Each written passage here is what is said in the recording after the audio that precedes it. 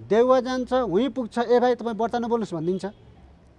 गुनासो राख्दाखेरि सीके राउत भन्ने व्यक्ति डलरबाट पालिएका व्यक्तिहरू हुन्। गणतन्त्र खरानी हुन्छ, खरानी हुन्छ। राजा सलबलायो है, अब ठेगान लाउनु पर्छ। आज प्रचण्ड पनि चुपचाप छ। सडकले, सदनले, शीतल निवासले स्वीकार गरिसक्यो राजतन्त्र। गणतन्त्रको खुट्टा लग काम्न थालिसक्यो। अब राजा एउटा राजनीतिक प्राणी पनि भयो, राजा फेरि एउटा राजनीतिक संस्था पनि भयो। सेरेमोनियल किङको रूपमा भए पनि राज संस्था चाहिँ नेपालको निम्ति अपरिहार्य छ भने ए बाबा यो त परम्परा होइन र भने नेपाली समाजको। 65 देखि 64-65 देखि आजसम्म आउँदाखेरि कुनै पनि पार्टी सरकारमा जान छुटेन। पटक पटक दोहोरिएर गए। व्यक्ति परिवर्तन भए खाए, लुटेर खाए। ओली, देउवा, प्रचण्ड यी तीनैजना यो मुलुकको निम्ति राष्ट्रिय समस्या रहेछ क्या। कालो कोटभित्रका कालो दागहरू। काङ्ग्रेसको सेटिङमा न्यायाधीश भएपछि उसले नुनको सोझो गर्न पर्दैन। ठुल्ठुला होटलहरू चाहिँ ठुल्ठुला राजनीतिक दलहरूले यो आफ्नो पार्टी सम्मेलनलाई मध्यनजर गरेर बुक गराइराखेका हुन्छन्। दिन्छु है भनेर पहिले लोभ्याइसकेपछि नदिएपछि के हुन्छ? चोलेन्द्र शमशेरको कोटमा कालो दाग देखियो। जसले ठुलो माछा समात्न भनेर नियुक्ति गरिएको छ उही तपाईँको आफै समातिन्छ। हेर्नुहोस् यहाँ लोकलज्जा पनि हेर्नै पर्यो, समाजलाई पनि समेट्नै पर्यो। राजीनामा मागिसके अथवा महाभियोगको कुरा आइसक्यो। प्रचण्डको चिन्ता त्यो 41 अरबको चिन्ता हेर्नुहोस्। ऐना जत्तिकै छर्लङ्ग छ। त्यो सबै समस्याको जड भनेको नेपालमा अहिले देखिएको राजनीति हो।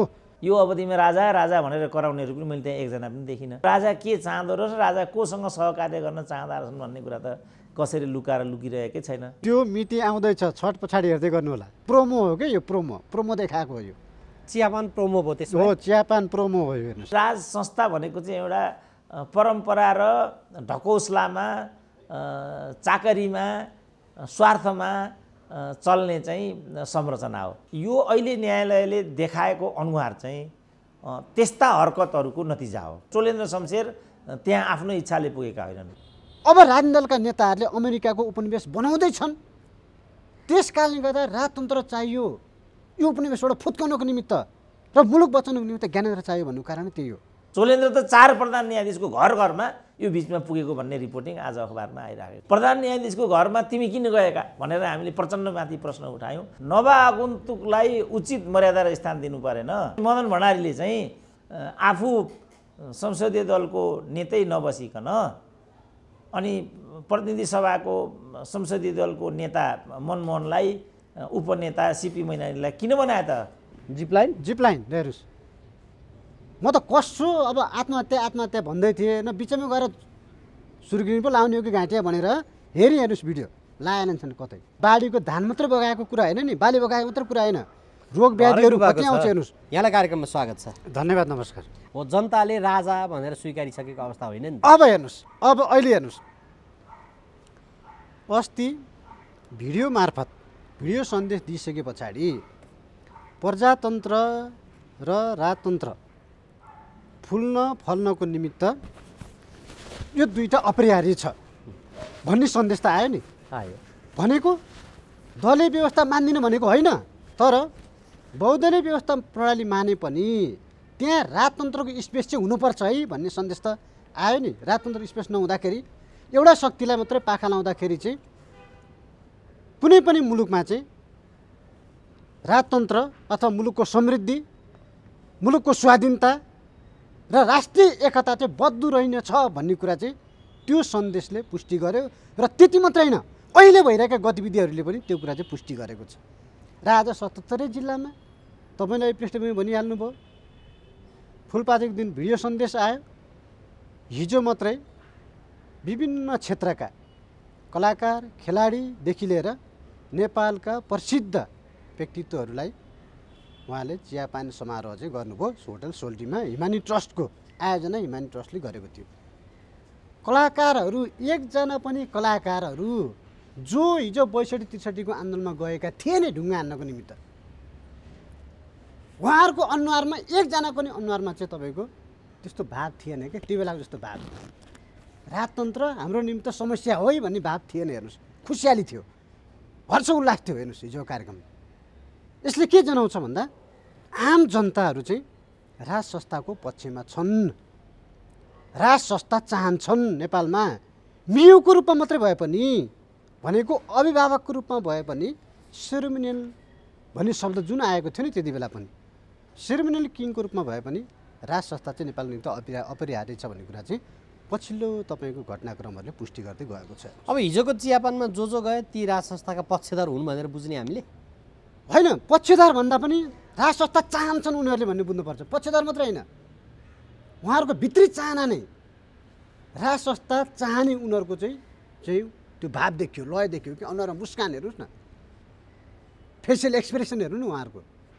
अब एमाले काङ्ग्रेस जस्ता गणतन्त्रवादी भनिएका पार्टीमा लागेका कलाकारहरू पनि त त्यसमा गएका देखिन्छन् नि। अब उनीहरू नि त्यतैतिर फर्के, त्यसो भए राज संस्थातिरै फर्के। यो व्यवस्थाले तपाईँको 14-15 वर्षको बिचमा जति पनि विकृतिहरू ल्यायो, विकृतिहरू पैदा गर्यो, अहिले हेर्दै जानुहोस् त तपाईँ 65देखि 64-65देखि आजसम्म आउँदाखेरि कुनै पनि पार्टी सरकारमा जान छुटेन, पटक पटक दोहोरिएर गए, व्यक्ति परिवर्तन भए खाए, लुटेर खाए। एउटै पार्टीका 2-3जनासम्म प्रधानमन्त्री भयो नि।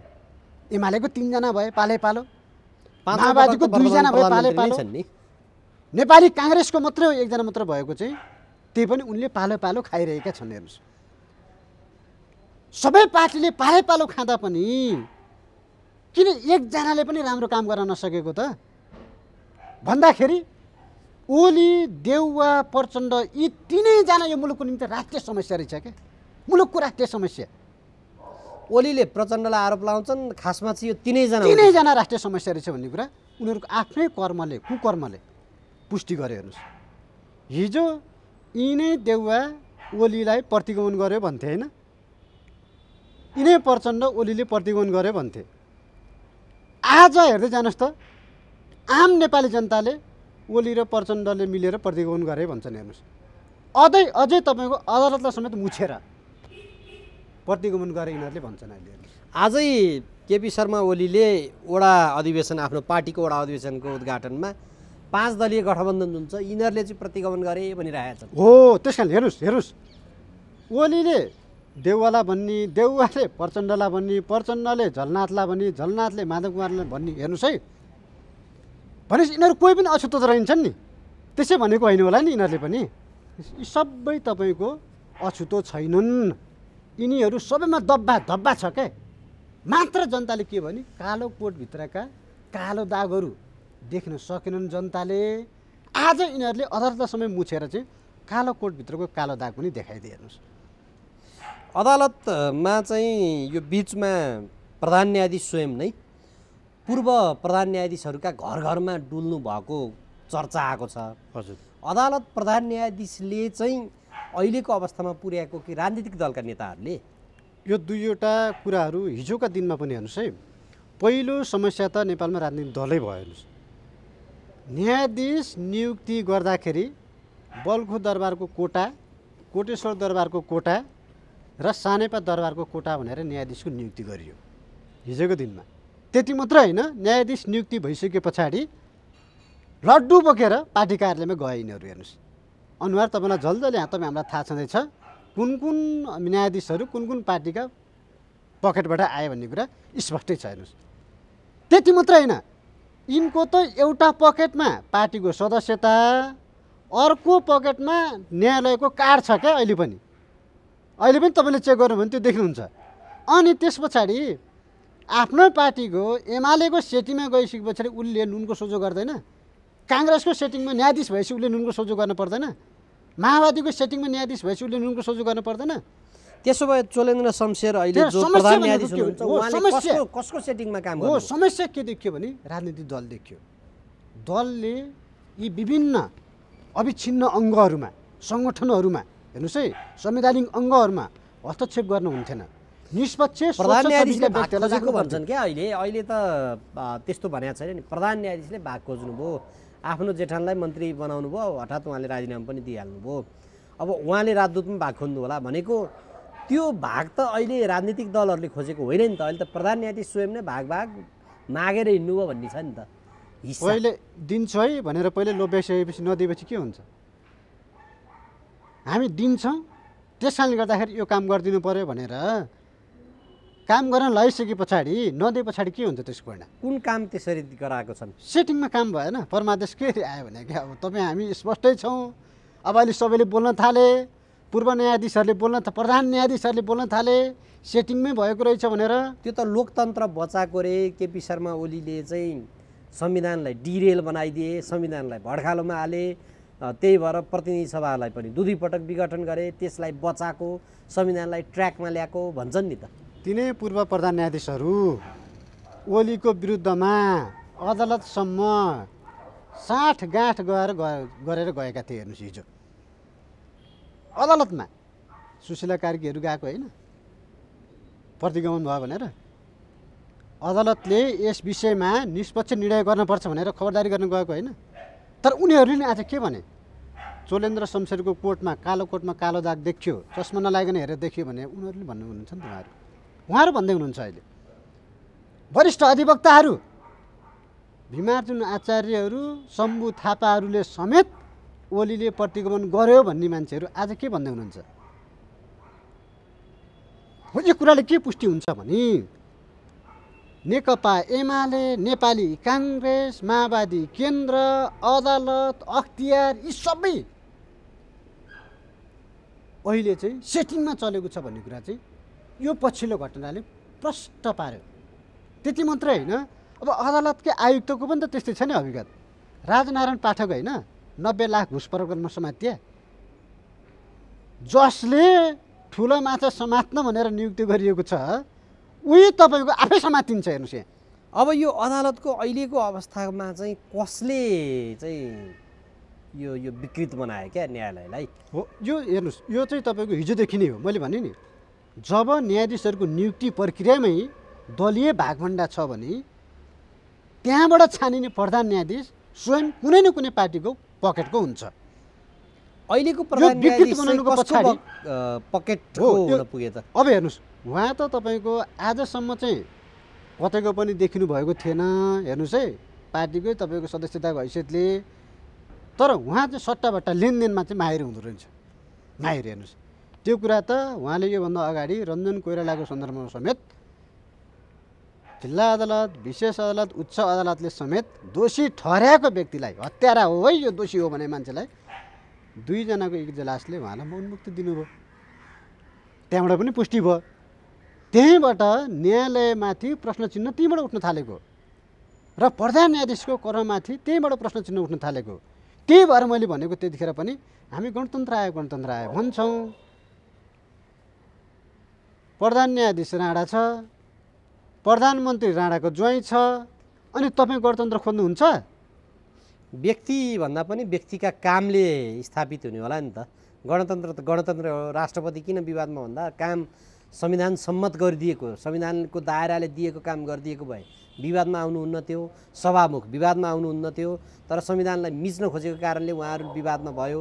त्यसकारणले व्यक्तिभन्दा पद्धति ठुलो भन्छन् नि। पार्टीको जबसम्म पार्टीको कार्यकर्ता भएर आफ्नो पदको गरिमा होइन कि पार्टीको कार्यकर्ता भएर काम गर्ने प्रवृत्ति रहिरहन्छ। गणतन्त्र आए पनि, योभन्दा अझै उन्नत किसिमको तन्त्र आए पनि दोहोरिने भनेको यही घटनाक्रम भयो। हेर्नुहोस्, हिजो यो काम चोलेन्द्रले गर्थ्यो, अर्को काम अर्को आएर गर्छ होइन। आजको दिनमा प्रधान न्यायाधीशलाई चाहिँ यो भागभण्डाको आरोप लगाएर बारले के भन्यो भने 15 दिनभित्र न्यायिक निष्पक्षताको सुनिश्चितताको आधार आएन भने राजीनामाको प्रसङ्ग उठायो। पूर्व प्रधान न्यायाधीशहरूको फोरमले त राजीनामा मागि नै सक्यो। अब अधिवक्ताहरू त लागि नै सकेका छन्, उनीहरूले सार्वजनिक मिडियामा बोलिसकेका छन्। अबको निकास के हो त्यसो भने? राजीनामा निकास अनुरूप अस्ति प्रचण्ड प्रधान न्यायाधीशको निवासमा पुग्नुभयो। त्यहाँ जानुको 2टा मात्र उद्देश्य थियो। एउटा उद्देश्य भनेको पहिलोपटक त उनले सुरुमा त भाग मागेकै हुन् 2टा मन्त्रीको, एउटा राजदूतको, सम्झिला राजदूत समेत होइन। र पछिल्लो समयमा चाहिँ विवाद आइसके पछाडि चाहिँ मिडियाले चुहाइदिइसके पछाडि, त्यो कुरा चुहाइदिइसके पछाडि उनले अहिले विवाद आइसके पछाडि शपथ ग्रहण नगराउनु है भन्नुभएको चाहिँ रहेछ। हेर्नुहोस्, तर त्यति सन्देश ज्ञानेन्द्र बहादुर कार्कीलाई दिँदै पनि शेरबहादुर देउवाले शपथ ग्रहण गराइदिनु भयो हमाललाई। गराइदिने बित्तिकै यो कुरा छताछुल्ल भएर बाहिर आयो, न्यायालयमाथि प्रश्न चिन्ह उठ्यो। अब यसलाई कसरी समाधान गर्ने हो तपाईँले भने जस्तै राजीनामा मागिसके अथवा महाभियोगको कुरा आइसक्यो होइन भनिसके पछाडि त उनलाई त आफू विधावादी भएर जाने बेलामा पनि कलङ्कको कालो टिका लाएर जाने भयो टिका आलै हुने भयो के सुक्न नपर्ने भयो त्यो एउटा चिन्ता अर्को चिन्ता भनेको चाहिँ प्रचण्डको चिन्ता त्यो 41 अरबको चिन्ता हेर्नुहोस् दुबईमा भएको त्यो होटलको सेयरको पैसा जुन बिक्री गरेर ल्याउन खोज्दैछन् उनले त्यो पैसा कसरी सेटिङ गरेर ल्याइदिने र चोलेन्द्र शमशेर भनेको फेरि यस्तो तपाईँ माहिर मान्छे हो सेटिङ गर्नको निमित्त जुन जुन मुद्दाहरू विवादित छन् भनेको व्यक्तिलाई जिताइदिनुपर्छ उनी आफ्नो बेन्चमा राख्छन् के होइन प्रधान न्यायाधीशमाथि यतिको गम्भीर आरोप लगाउन मिल्छ तपाईँले यो ठुलो आरोप हो म जतिको व्यक्तिले भन्नु नहुने हो तर देखेको यो छ क्या ऐना जत्तिकै छर्लङ्ग छ कुन ऐना के जत्तिकै गरे यस्तो यो आरोप लगाउन मिल्दैन अदालतको मानानी होला फेरि ऐना जत्तिकै छर्लङ्ग छ यो कुरो ऐना जत्तिकै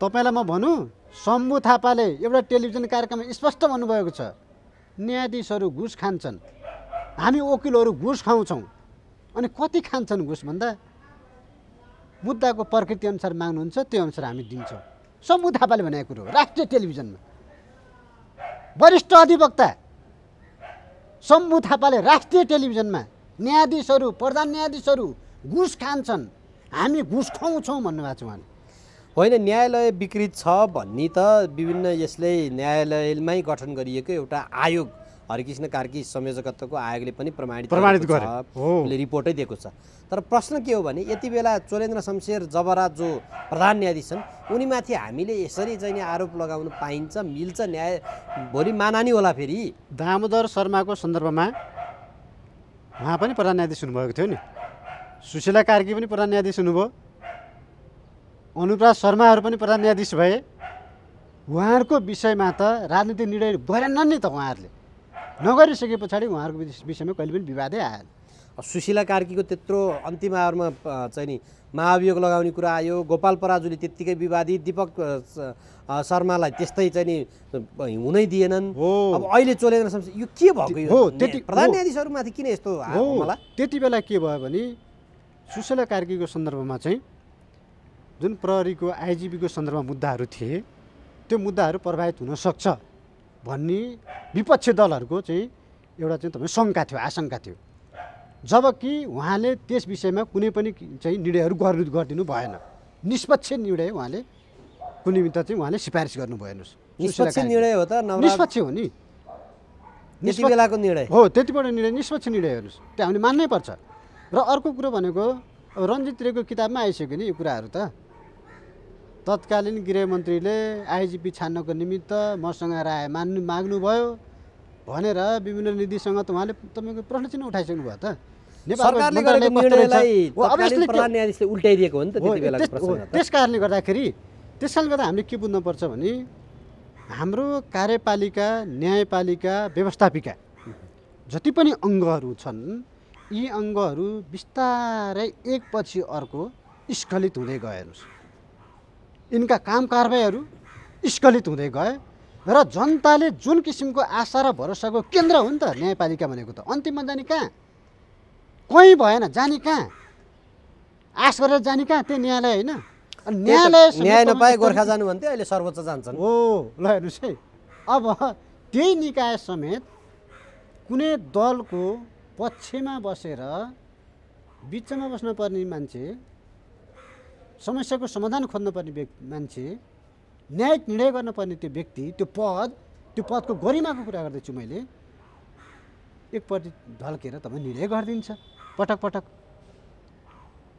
त्यो त मैले मात्र भनेको हो र सबैले भन्न थाल्यो अहिले त्यो त अब यो सबै समस्याको जड त्यसो भने राजनीति नै हो त्यसो हो त्यस कारणले गर्दा यो सबै समस्याको जड भनेको नेपालमा अहिले देखिएको राजनीति हो र हिजो के हुन्थ्यो भने हरिजी राजतन्त्र हुँदाखेरि हामीले गाउँघरतिर पनि त्यो गाई बाख्रा चराउँदाखेरि त्यहाँ गोठालो भयो भने त्यसले दायाँ चोर्न जान सक्दैन त्यो हिम्मत गर्दैन गोठालो भयो भने बाली खाइदिन्छ नि अर्काको गएर हो त्यस्तै अहिले के भयो भने मियो भएन गोठालो भएन क्या गोठालो नभएको कारणले गर्दाखेरि न्यायालय पनि बाली चोर्न हिँड्ने दलका नेताहरू त बाली चोर्ने बानी परेकै उनीहरूलाई लट्टिन लागेसम्म बाली चोरेको चोरे गर्ने, कर्मचारी तन्त्रमा समेत बाली चोर्ने बानी आजसम्म छँदैछ।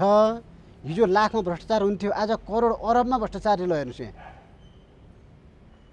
हो। यो के कारणले भयो भन्दा यो चाहिँ मियो नभएको कारणले गर्दाखेरि, गोठालो नभएको कारणले गर्दाखेरि, अभिभावक नभएको कारणले गर्दाखेरि यो सबै कुरा चाहिँ अहिले नेपालमा चाहिँ देखियो।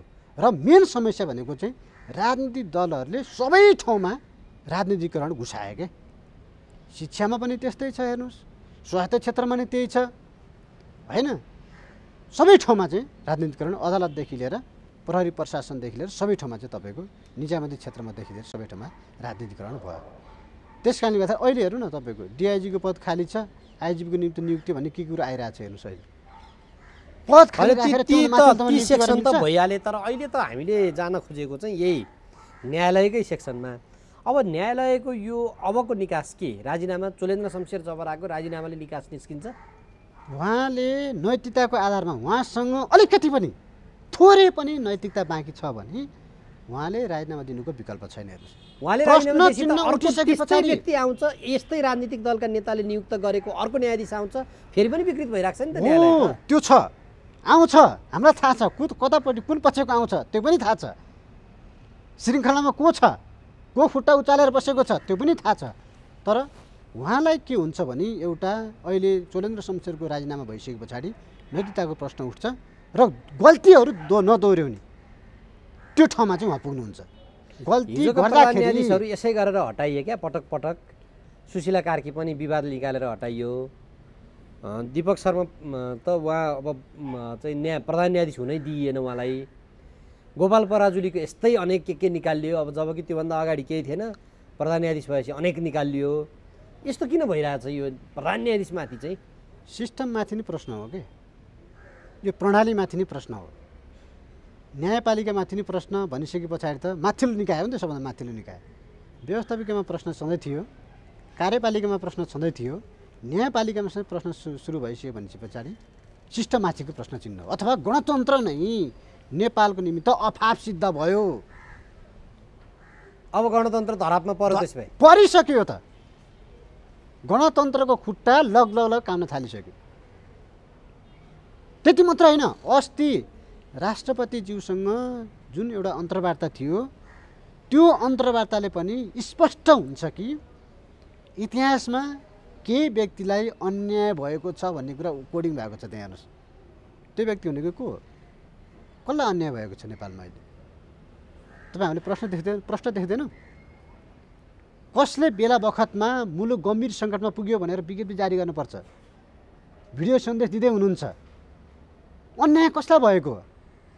अब र नेपाली जनता अन्याय भयो भनेर किन आज सडकमा छन् त? होइन, नेपाली जनता त्यसरी चाहिँ खुलेर त सडकमा आएकै छैनन् नि, कहाँ आएका छन् र? त्यो मिति आउँदैछ, छठ पछाडि हेर्दै गर्नु होला। अहिले त बिस्तारै रिहर्सल गरेको हेर्नुहोस्, प्रोमो हो कि यो, प्रोमो देखाएको हो यो।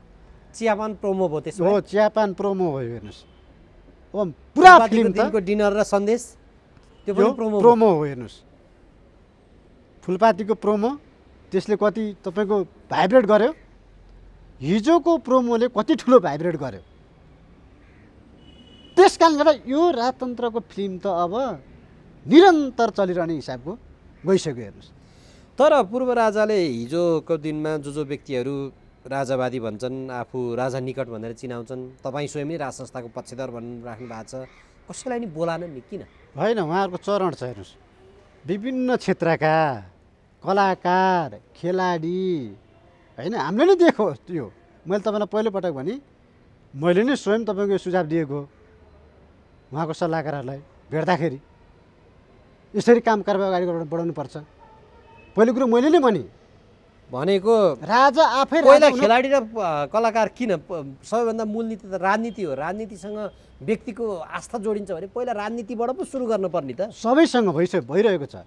फुलपातीको दिन केही व्यक्तिहरूलाई बोलाइयो, त्यस पछाडि अस्तिको दिन कलाकारहरूको पनि मुख्य भूमिका हुन्छ नि त, उहाँहरूलाई बोलाइयो। अब विभिन्न क्षेत्रका विशेषज्ञहरू, राजनीतिक कर्मीहरू र राज संस्थाप्रति आस्था राख्ने शक्तिहरूलाई बिस्तारै चरण बाई चरण बोलाउँदै जाने र छठ पछाडि एउटा आन्दोलनको सिर्जना गर्ने। त्यसको निमित्त स्वतन्त्र व्यक्तिहरूलाई पनि राज संस्थाको पक्षमा अथवा विपक्षमा तपाईँहरूको धारणा के हो भनेर राय बुझ्ने हामीले नै सुझाव दिएको हो नि यो कुरा त। र सुझाव अनुसार उहाँहरूले कमसे कम सुझावलाई चाहिँ उहाँहरूले शिरोधार्य गर्नुभयो र तुरुन्तै उहाँले नोट पनि गर्नुभएको थियो र त्यसलाई कार्यान्वयनमा पनि लानुभयो। र अब तिहार पछाडि यस्तो एउटा पात्र खोजिँदैछ जसलाई हिमालले नै पत्याओस्, तराईले नै पत्याओस्, पहाडले नै पत्याओस्। र त्यो पात्रको चाहिँ नेतृत्वमा चाहिँ 77 जिल्लाबाट आन्दोलनको सुरुवात हुन्छ र त्यो आन्दोलनको आँधी बेहरीले यो लगलग कामेको गणतन्त्रको खुट्टालाई पछार्छ, सदाको लागि पछारेर राजतन्त्र स्थापित हुन्छ। राजा फर्किने होइन फेरि यो राजतन्त्र पुनर्स्थापित हुने हो। हिजो पनि थियो, अहिले पनि छँदैछ, केही समयको निम्ति पाखा लागेको हो, यसलाई स्थापित गर्ने हो। र विद्यादेवी भण्डारी नै यो मुलुकको अन्तिम राष्ट्रपति हो। त्यति मात्रै होइन, तराईले त पहिलो राष्ट्रपति पाइहाल्यो। विद्यादेवी भण्डारी पहाड र हिमाल दुईटैको प्रतिनिधित्व गर्नुहुन्छ, किनभने ताप्लेजुङ हो उहाँको। अब कुनै पनि क्षेत्रको प्रतिनिधित्व गर्न ताप्लेजुङ कि भोजपुर? ताप्लेजुङ विवाह गरेपछि ताप्लेजुङ भोजपुर कता भोजपुर उहाँको जन्मघर। अब यो त भन्ने कुरा हुन् भन्छन् नि सबैले, सम्झिने पानी छम्किने भन्छन् यस्ता कुराहरू। अब तपाईँलाई पनि हिजोको त्यो चियापानले त अलिकति राम्रै सन्देश गएको भन्ने कुरा त भान त भयो होला नि, छैन र भने? खै त शीर्ष नेताहरू मौन छन्, कसैले चाहिँ नि चाहिँ उ गरेको छैन। बाबुराम भट्टराईले त्यसमा विरोध गरेका छन्। हरिजी, सडकले, सदनले, शीतल निवासले स्वीकार गरिसक्यो राजतन्त्र। पुष्टि गरिदिउँ तपाईँलाई। आज जनताहरू सडकमा, सम्पूर्ण जनताहरू राज संस्थाको पक्षमा छन्। सदनमा हिजो त्रिसरमा गएर नाच्दाखेरि यिनै विरोध खतेडाहरूले राजा ज्ञानेन्द्रलाई नागार्जुनभित्र लगेर थुन्न पर्यो भन्ने हो भनेका थिए त्यतिखेर। तर आज यिनै विरोध खतेडाहरू चुपचाप छन्, चुपचाप मन्त्री छन्। अहिले त्यतिखेर मानिनीय थिए, थुन्नुपर्छ भनेको व्यक्ति आज मन्त्री छन् तर चुपचाप छन्। प्रचण्डहरूले पनि यस्तै अभिव्यक्ति दिन्थे, राजा सल्बलायो है अब ठेगान लाउनु पर्छ। आज प्रचण्ड पनि चुपचाप छ। यसको अर्थ त कराइरहेका छन्। यसको अर्थ सदनले पनि स्वीकार गर्यो। सदनले स्वीकार्न त त्यहाँ पासफेलको कुरा हुन्छ। अब हेर्नुहोस्, जसरी हिजो 65 मा अस्वीकार गरेको थियो त्यस्तै होला नि त। प्रोमो हेर्नुभयो नि तपाईँले। अब फुल फेजको फुल फिल्ममा त तपाईँले देख्नुहुन्छ नि, ढ्याप ढ्याप ढ्याप ढ्याप ढ्याप ढ्याप लगाएर स्वीकार्ने स्थिति सिर्जना हुन्छ। त्यो हेर्दै जानुहोस्, त्यो 6 महिना बित्दैन, 6 महिना अगाडि पनि तपाईँले त्यो देख्न सक्नुहुन्छ। र त्यो वातावरण भित्रभित्र मिलिसकेको छ।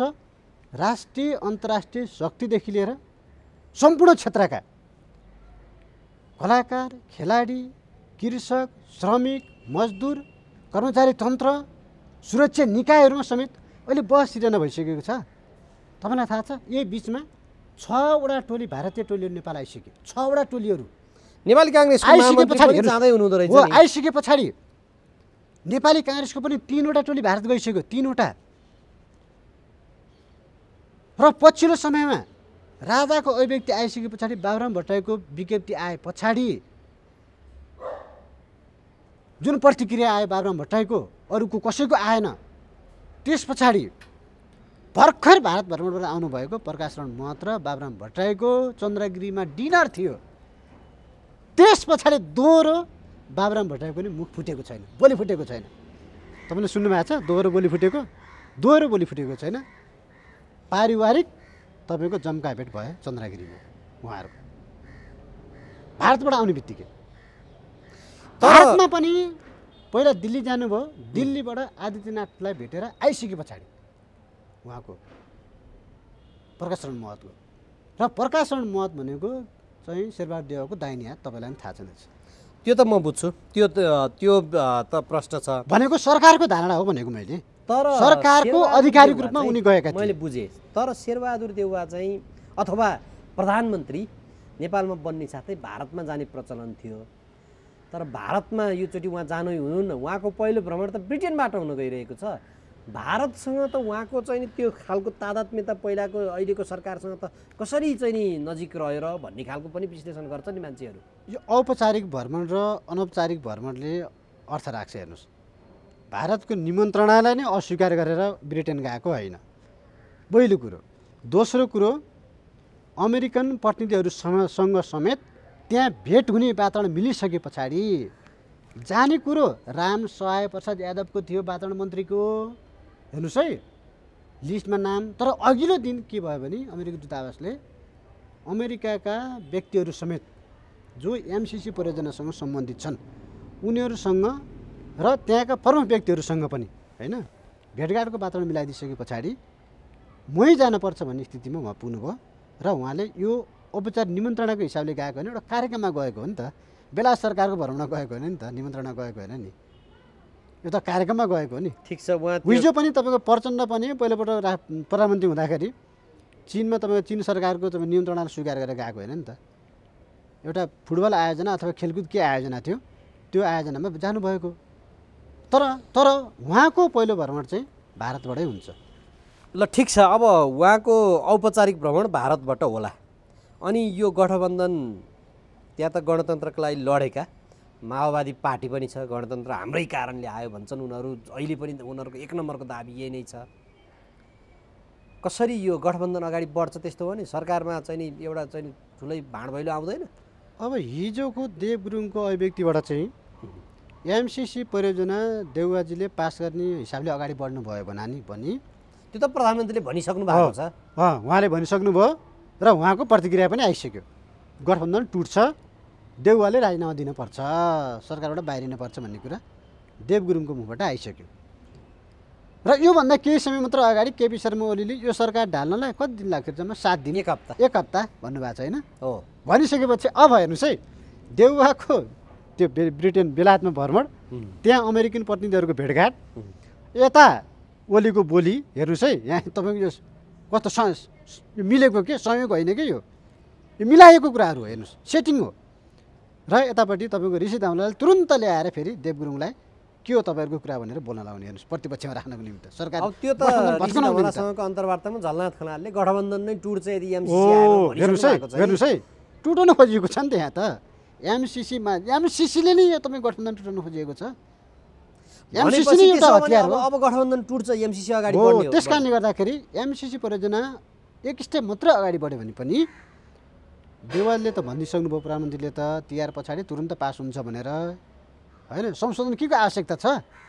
त्यहाँ कुनै केही छैन, नेपालको कानुन माथि छ भनेर उहाँले हप्काइसक्नुभयो नि अस्ति कञ्चनपुरमा गएर होइन। त्यस कारणले गर्दाखेरि एमसिसी परियोजनाले नै यो गठबन्धनलाई चाहिँ तपाईँको टुटाउने सम्भावना चाहिँ प्रबल चाहिँ देखिन्छ। हेर्नुहोस् त्यसपछि त्यसो भने एमाले काङ्ग्रेसको सरकार हो। त्यस पछाडि जो एमसिसीको विपरीतमा छन्, विपक्षमा छन्, उनीहरू बिचको गठबन्धन हुन्छ। त्यति मात्र होइन, मैले तपाईँसँग योभन्दा अघिल्लो तपाईँको अन्तर्वार्तामै भनेको थिएँ, केपी शर्मा ओलीले नै एमसिसी पास गर्ने त प्रस्ताव गर्छन् क्या। सरकार कसको? एमाले काङ्ग्रेसको। एमाले काङ्ग्रेसको प्रधानमन्त्री त्यति बेला यदि एमाले सेक्रिफाइस गर्यो भने, हुन त हिजो पनि गरेको हो, केपी शर्मा ओलीको रिस भनेको प्रचण्ड र माधव नेपालसँग मात्रै हो, देउवासँग होइन। हिजो पनि देउवालाई खाइदियो भनेकै हो नि त। ओली पनि गएको हो नि, बुढालिङ्ग ठ्याक्क आएन र। पहिलो पार्टीले दोस्रो पार्टीको नेतृत्वमा सरकार बनाउन समर्थन गर्ने कि दोस्रो पार्टीले पहिलो पार्टीको नेतृत्वमा? यहाँ त के हो भने साँडेको जुदाइ भयो क्या। साँडेको जुदाइमा बादशाहको मिचा भने जस्तो हो। कुनै के को रिसले कुनै के को काखमा गएर उ गरे भने जस्तो होइन, त्यो स्थिति भयो क्या। बनाउन पनि त ओलीको लिडरसिपमा हो, तर भयो के भन्दा रिस पोख्न पर्ने कसलाई छ भन्दा प्रचण्ड र तपाईँको उसलाई छ, माधवलाई छ। त्यसो हुँदा बरु देउवालाई स्वीकार गरिदिने, तर जसरी पनि यी दुईजनालाई चाहिँ सत्ताबाट पाखा लगाइदिने, भित्तामा पुर्याउने के। प्रतिगमनकारी भनेर आरोप लगाएर अनि केपी शर्मा ओली आफू नेतृत्वको सरकार ढाल्नलाई मतियार बनेका शेरबहादुर देउवाको पक्षमा अथवा उनको नेतृत्वमा भोलिको दिनमा एमालेलाई सरकारमा लिएर जान्छन् त? जाँदैनन् होला नि त। राजनीतिमा नैतिकता हुन्छ र भने नेपालको त्यही पनि स्वार्थ त्यसो भए नीति एउटा स्वार्थ हो नि, व्यक्तिगत स्वार्थ हो नि। नेपालको राजनीतिमा कहीँ नैतिकता देख्नु भएको छ तपाईँले? कुनै नियुक्तिदेखि लिएर नेताहरूको बोलीमा कहीँ दम देख्नु भएको छ? तर पिपल त्यो पातेहरू सम्भावना सबै छैन, अर्ली इलेक्सन हुन्छ भन्ने खालको कुरा गरिरहेछन् र शेरबहादुर देउवा प्रधानमन्त्रीले पनि गठबन्धनका नेताहरूसँग सल्लाह गर्छु भनेका छन्। वैशाखसम्म अर्ली इलेक्सनको कुराहरू त अहिले अलिक बढी जोरदार रूपमा उठ्न थालेका छ नि। हो। अब हेर्नुहोस्, अब 6 महिना पछाडि त जसरी पनि निर्वाचन त गर्नै पर्ने हुन्छ। निर्वाचनलाई सार्न हुँदैन भनेर पूर्व तपाईँको निर्वाचन आयुक्त नीलकण्ठ उप्रेतीहरूले समेत बोल्न थाले। सकेसम्म 3 तहको निर्वाचन एकपल्ट गराउन सकियो भने आर्थिक हिसाबले पनि कम भार पर्छ भन्ने कुरा त आइरहेको छ अहिले। हेर्नुहोस्, त्यसो हुँदाखेरि स्थानीय तहको निर्वाचन र सङ्घ र प्रदेशको निर्वाचन एकैपल्ट गर्न चाहिँ नेपाल जस्तो मुलुकमा अलिक सम्भव हुँदैन। हेर्नुहोस् है, यो चाहिँ तपाईँको खर्चिलो त खर्चिलै छ। खर्चिलो भए पनि नेपाली जनताहरू त्यति सचेत छैनन् क्या, उनीहरूले सक्दैनन् त्यो प्रक्रिया पुर्याउनलाई, भोटिङको प्रक्रिया पुर्याउन सक्दैनन्। त्यस कारणले गर्दाखेरि चरण त 2 चरणमै गर्नुपर्छ। त्यसको निमित्त तपाईँको सुझाव उहाँहरूको हो, तर त्यो गर्न चाहिँ सक्दैनौँ हामीले। किनभने डिजिटल युगमा जानु पऱ्यो हामी, होइन? 77 जिल्लामा सबै निर्वाचन क्षेत्रमा डिजिटल युगमा जानु पऱ्यो, त्यो सम्भव हुन्छ। त्यसमा पनि मतदाता शिक्षा जुन दिनुपर्ने थियो त्यसको निम्ति समयको अभाव छ। त्यस कारणले गर्दाखेरि चाहिँ के देखिन्छ भन्दा वैशाख भनेपछि 6 महिना पनि बाँकी छ। त्यही वैशाख असार साउनतिर त गर्नै पर्ने हुन्छ, फेरि साउन भदौतिर अथवा मङ्सिरसम्म त गर्नै पर्छ। त्यसो हुँदाखेरि यो गठबन्धनको जोड घटाउ यही एमसिसीमै अड्केको छ क्या सबै कुरा। नेपालको राजनीति अहिले अमेरिका किन यसरी पस्यो नेपालको राजनीतिमा? एमसिसी मार्फत। हेर्नुहोस् है, हिजो पृथ्वीनारायण शाहले 2224 राज्यलाई एकीकरण गरे, जोडे। महेन्द्रले भारतको उपनिवेश हुनबाट बचाए मुलुकलाई। अब राजनीतिक दलका नेताहरूले अमेरिकाको उपनिवेश बनाउँदैछन्। त्यस कारणले गर्दा राजतन्त्र चाहियो यो उपनिवेशबाट फुत्काउनको निमित्त र मुलुक बचाउनको निमित्त ज्ञानेन्द्र चाहियो भन्नुको कारण त्यही हो। मुलुक बचाउनको निमित्त हो नि, राजाहरूले मुलुक बचाएको हो नि, मुलुक बनाएको पनि हो, मुलुक बचाएको पनि हो। तर दलका नेताहरूले त त्यो हुँडार भन्ने हुन्छ नि, जङ्गली कुकुर, अर्काले मारेर राखेको, शिकार गरेको राखेको त्यो शिकारलाई लुची खाइदिन्छन् क्या। यी यहाँका दलका नेताहरू त त्यो हो। त्यो मैले राष्ट्रिय समस्या भन्नु कारण त्यो होइन। त्यस कारणले गर्दा निर्वाचन प्रणालीमा पनि अब निर्वाचन हुँदा पनि उहाँहरूले चाहिँ मङ्सिर तपाईँको डेटमा गर्नै पर्ने हुन्छ। त्यहाँ पनि हेर्नु न, निर्वाचन आयोग धेरै सबै ठाउँमा सेटिङ छैन भने निकास चुनाव हो। अबको निकास भनेको चुनावभन्दा अगाडि नै राजतन्त्रको पुनर्स्थापना हो। पहिलो कुरो त चुनाव त धेरै हेऱ्यो नि, त्यो त तपाईँको भनाइ हो नि। आम नेपाली जनताको भनाइ त्यही छ त। अहिले तपाईँ छठपछि देख्नुहुन्छ नि सडकमा कति जनता उत्रिन्छन् भनेर। यहाँ माइतीघरमा पहिला 59-60तिर राजनीतिक दलहरूले गरेको बेलाको त्यो 200 मान्छे आउँथे अनि झन्डा हल्लाउँथे जान्थे, त्यस्तै हुने हो कि? 59-60मा तपाईँले देख्नुभयो, 62-63 पनि देख्नुभयो नि तपाईँले पनि, होइन? 62-63 देखेँ मैले, 59-60 पनि देखेँ। देख्नु 59-60मा एउटा झुन्ड हुन्थ्यो, त्यस्तै हो कि भने मैले चाहिँ। सलाइको काँटी हो त्यो झुन्ड भनेको। काँटीमा बारुद त सानै थोरै हुन्छ हरिजी, तर त्यसको प्रभाव त्यसलाई लगेर तपाईँको सल्काइसके पछाडि त्यो राको बनाउने चाहिँ त्यसो हो भने आउँछ। राको बनाउने समय भनेको छठ पछाडि हो। त्योभन्दा छैन। अब कसरी राको हो? त्योभन्दा अगाडि, छठभन्दा अगाडि ज्ञानेन्द्र शाहको फेरि एउटा सम्बोधन आउँछ। त्यो सम्बोधन पछाडि पूर्व राजाको हैसियतले होइन, सिरपेच लगाएर सम्बोधन हुन्छ। सिरपेच लगाएर नारायणीमा बुझाएको सिरपेच, नारायणीमा गएर सिरपेच लगाएर अर्को सम्बोधन हुन्छ। त्यो नेपाली जनताले बुझे हुन्छ यो कुरा चाहिँ। नारायणीमा घुम्न गएर त्यस कारणले होइन, नेपाली जनताले राजा आऊ देश बचाऊ होइन, नेपाली जनता, आम नेपाली जनता हो, राजालाई अगाडि लाऊ, सिरपेच तपाईँको नारायणीभित्र छिराउ, सिरपेच लगाऊ, त्यो अभियान सुरु हुन्छ। ज्ञानेन्द्र शाहले सम्बोधन गर्छन् भन्नु खोज्नुभयो हो। अब हरेक नेपालको राजनीतिमा हेर्नुहोस्, 7 साल, 17 साल, 36 साल, 46 साल, 62-63, 77, 78, 79 यो ग्याप हेर्नुहोस् न, ग्याप, परिवर्तनको ग्याप, नेपाली जनताले चाहेको परिवर्तनको ग्याप, नेपालको भूगोलले चाहेको परिवर्तनको ग्याप। 36, 46, 58मा 62, त्यहाँबाट अलि 5 वर्ष जति भयो। यद्यपि 58मा ठुलो एउटा घटनाक्रम भयो, दरबारको वंशनाशै भयो, त्यसमा सङ्कटकाल पनि लागेको थियो। 62-63, त्यहाँबाट 72मा संविधान जारी। अब 77-78 हो कि 82-84 हो त? होइन, संविधान जारी त त्यही प्रक्रिया हो नि त, 62-63 को प्रक्रिया हो नि। 62-63 पछाडि 78-79 अब यो ग्यापको परिवर्तन हरेक 14-15 वर्षको ग्यापको परिवर्तन नेपालको भूमिले नेपाली जनताले खोजेको चाहिँ स्पष्ट देखिन्छ। त्यस कारणले गर्दाखेरि अब चुनाव होइन क्या, राजा पुनर्स्थापित भए पछाडिको चुनाव निर्वाचन हो अबको निर्वाचन भनेको चाहिँ। होइन, पटक पटक यहाँले जोड गरिराख्नु भयो, मलाई पटक पटक त्यसैमा सोध्न मन लाग्यो, आउँछन् र राजा भने मान्छेले यही प्रश्न गर्छन् क्या। 3 करोड नेपाली जनताहरू देशभित्र मात्रै होइन देश बाहिरको पनि माहौल बुझ्नुहोस् तपाईँले आज, र भित्रभित्र बनाएका योजनाहरू कतिपय कुराहरू अहिले भन्न मिल्दैन।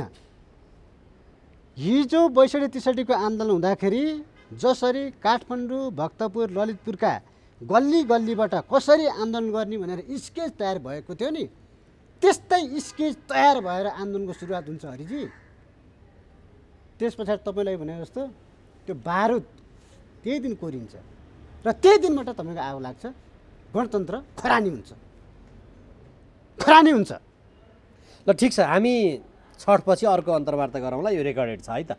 अब म अर्को प्रसङ्गमा जान्छु। जनकपुरमा सीके राउतको पार्टी राष्ट्रिय जनमत पार्टीको कार्यकर्ताले जुन खालको व्यवहार गरे खानेपानी संस्थानका प्रमुखमाथि, यसलाई हामीले कसरी हेर्ने?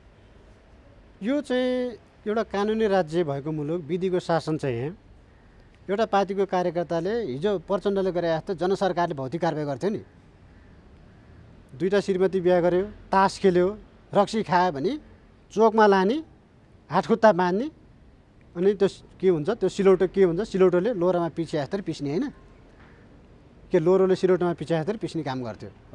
अनि तिनै प्रचण्डको कार्यकर्ता के गर्थे भने बेलुका त्यहाँका स्थानीयका चाहिँ तपाईँको जनताको चाहिँ रक्सी पार्ने, घ्याम्पो फुटाउने, हेर्नुहोस् है हजुर, अनि डिस्टिलरीबाट चाहिँ चन्दा उठाउने क्या, हेर्नुहोस् है, त्यो काम गर्थे क्या तिनका जनताहरू। अहिले पनि के गरेको भने यो भुरा माछालाई तर्साएर सीके राउतले पनि त्यो प्रचण्डको शैली अप्नाएको, भुरा माछालाई तर्साउने, ठुलो माछाबाट लिने, माल झार्ने। एउटा इन्जिनियरले त कति भ्रष्टाचार गर्यो होला होइन, कति अनियमितता गर्यो होला, त्यही पनि अलिक कुरो आइरहेको छ कि सीके राउतको घर जाने बाटो पिच गर्दैन अरे उसले, हेर्नुहोस्। त्यही भएर त्यो कारवाही गर्नुपर्ने स्थिति हो त। प्रदेश सरकार छ, त्यहाँ केन्द्रमा केन्द्रीय सरकार छ, अनि खानेपानी संस्थानको प्रमुखलाई त्यसो गरेर उसको घर जाने बाटो पिच हुन्छ हो, विधिको शासन त्यो हो त। होइन, हिजो पनि उनी त अराजक हो है। फेरि सीके राउत भन्ने व्यक्ति डलरबाट पालिएका व्यक्तिहरू हुन् यिनीहरू भनेको, हेर्नुहोस् है। यिनले हिजो पनि पहाडका महिलाहरूलाई तथानाम गाली गरेका थिए, त्यतिखेर शक्ति बस्नेत गृहमन्त्री हुनुहुन्थ्यो, हामीले नै उहाँलाई गएर खबरदारी गरिसके पछाडि उहाँलाई थुन्न लगाएको, हेर्नुहोस् त्यति बेला सीके राउतलाई, शक्ति बस्नेतलाई भनेर के भनेको यसले, महिलामाथि त्यत्रो आरोप लगाउने, अपशब्द बोलेको छ उसले त्यतिखेर पहाडिया महिलामाथि। त्यस पछाडि उनलाई थुनेको हो त्यतिखेर पनि, र पछि उनले के भन्यो भने एक मधेस एक प्रदेश, मधेस छुट्टै हो भन्दै, हेर्नुहोस्। नेपाल भनेको 2टा मुलुक हो, देश र मधेस। देश भनेको नेपाल हो, मधेस भनेको छुट्टै हो। मधेसलाई नेपालसँग मिल्नुपर्छ भन्ने कुरा कहीँ पनि छैन, कहीँ लेखेको छैन भनेर भनिसके पछाडि सीके लालहरूले युरोपियन युनियनसँग ट्रेनिङ लिए, हेर्नुहोस्। मधेस भनेको के हो भन्ने कुरा विषयमा ट्रेनिङ लिएर तपाईँको योजनाबद्ध हिसाबले कृत्रिम कुराहरू थपेर, हेर्नुहोस्, कृत्रिम व्याख्या गरेर चाहिँ मधेस भनेको नेपालबाट छुट्टै भाग हो भन्ने हिसाबले उनीहरूले पुष्टि गर्दै गए सीके लालहरूले, खगेन्द्र सङ्ग्रौलाहरूले, हेर्नुहोस्। त्यही अनुरूप अनि त्यो हेर्नुहोस् है, घटनाक्रम हो। त्यस कारणले गर्दाखेरि यिनी हिजोदेखि नै अराजक हुन् क्या।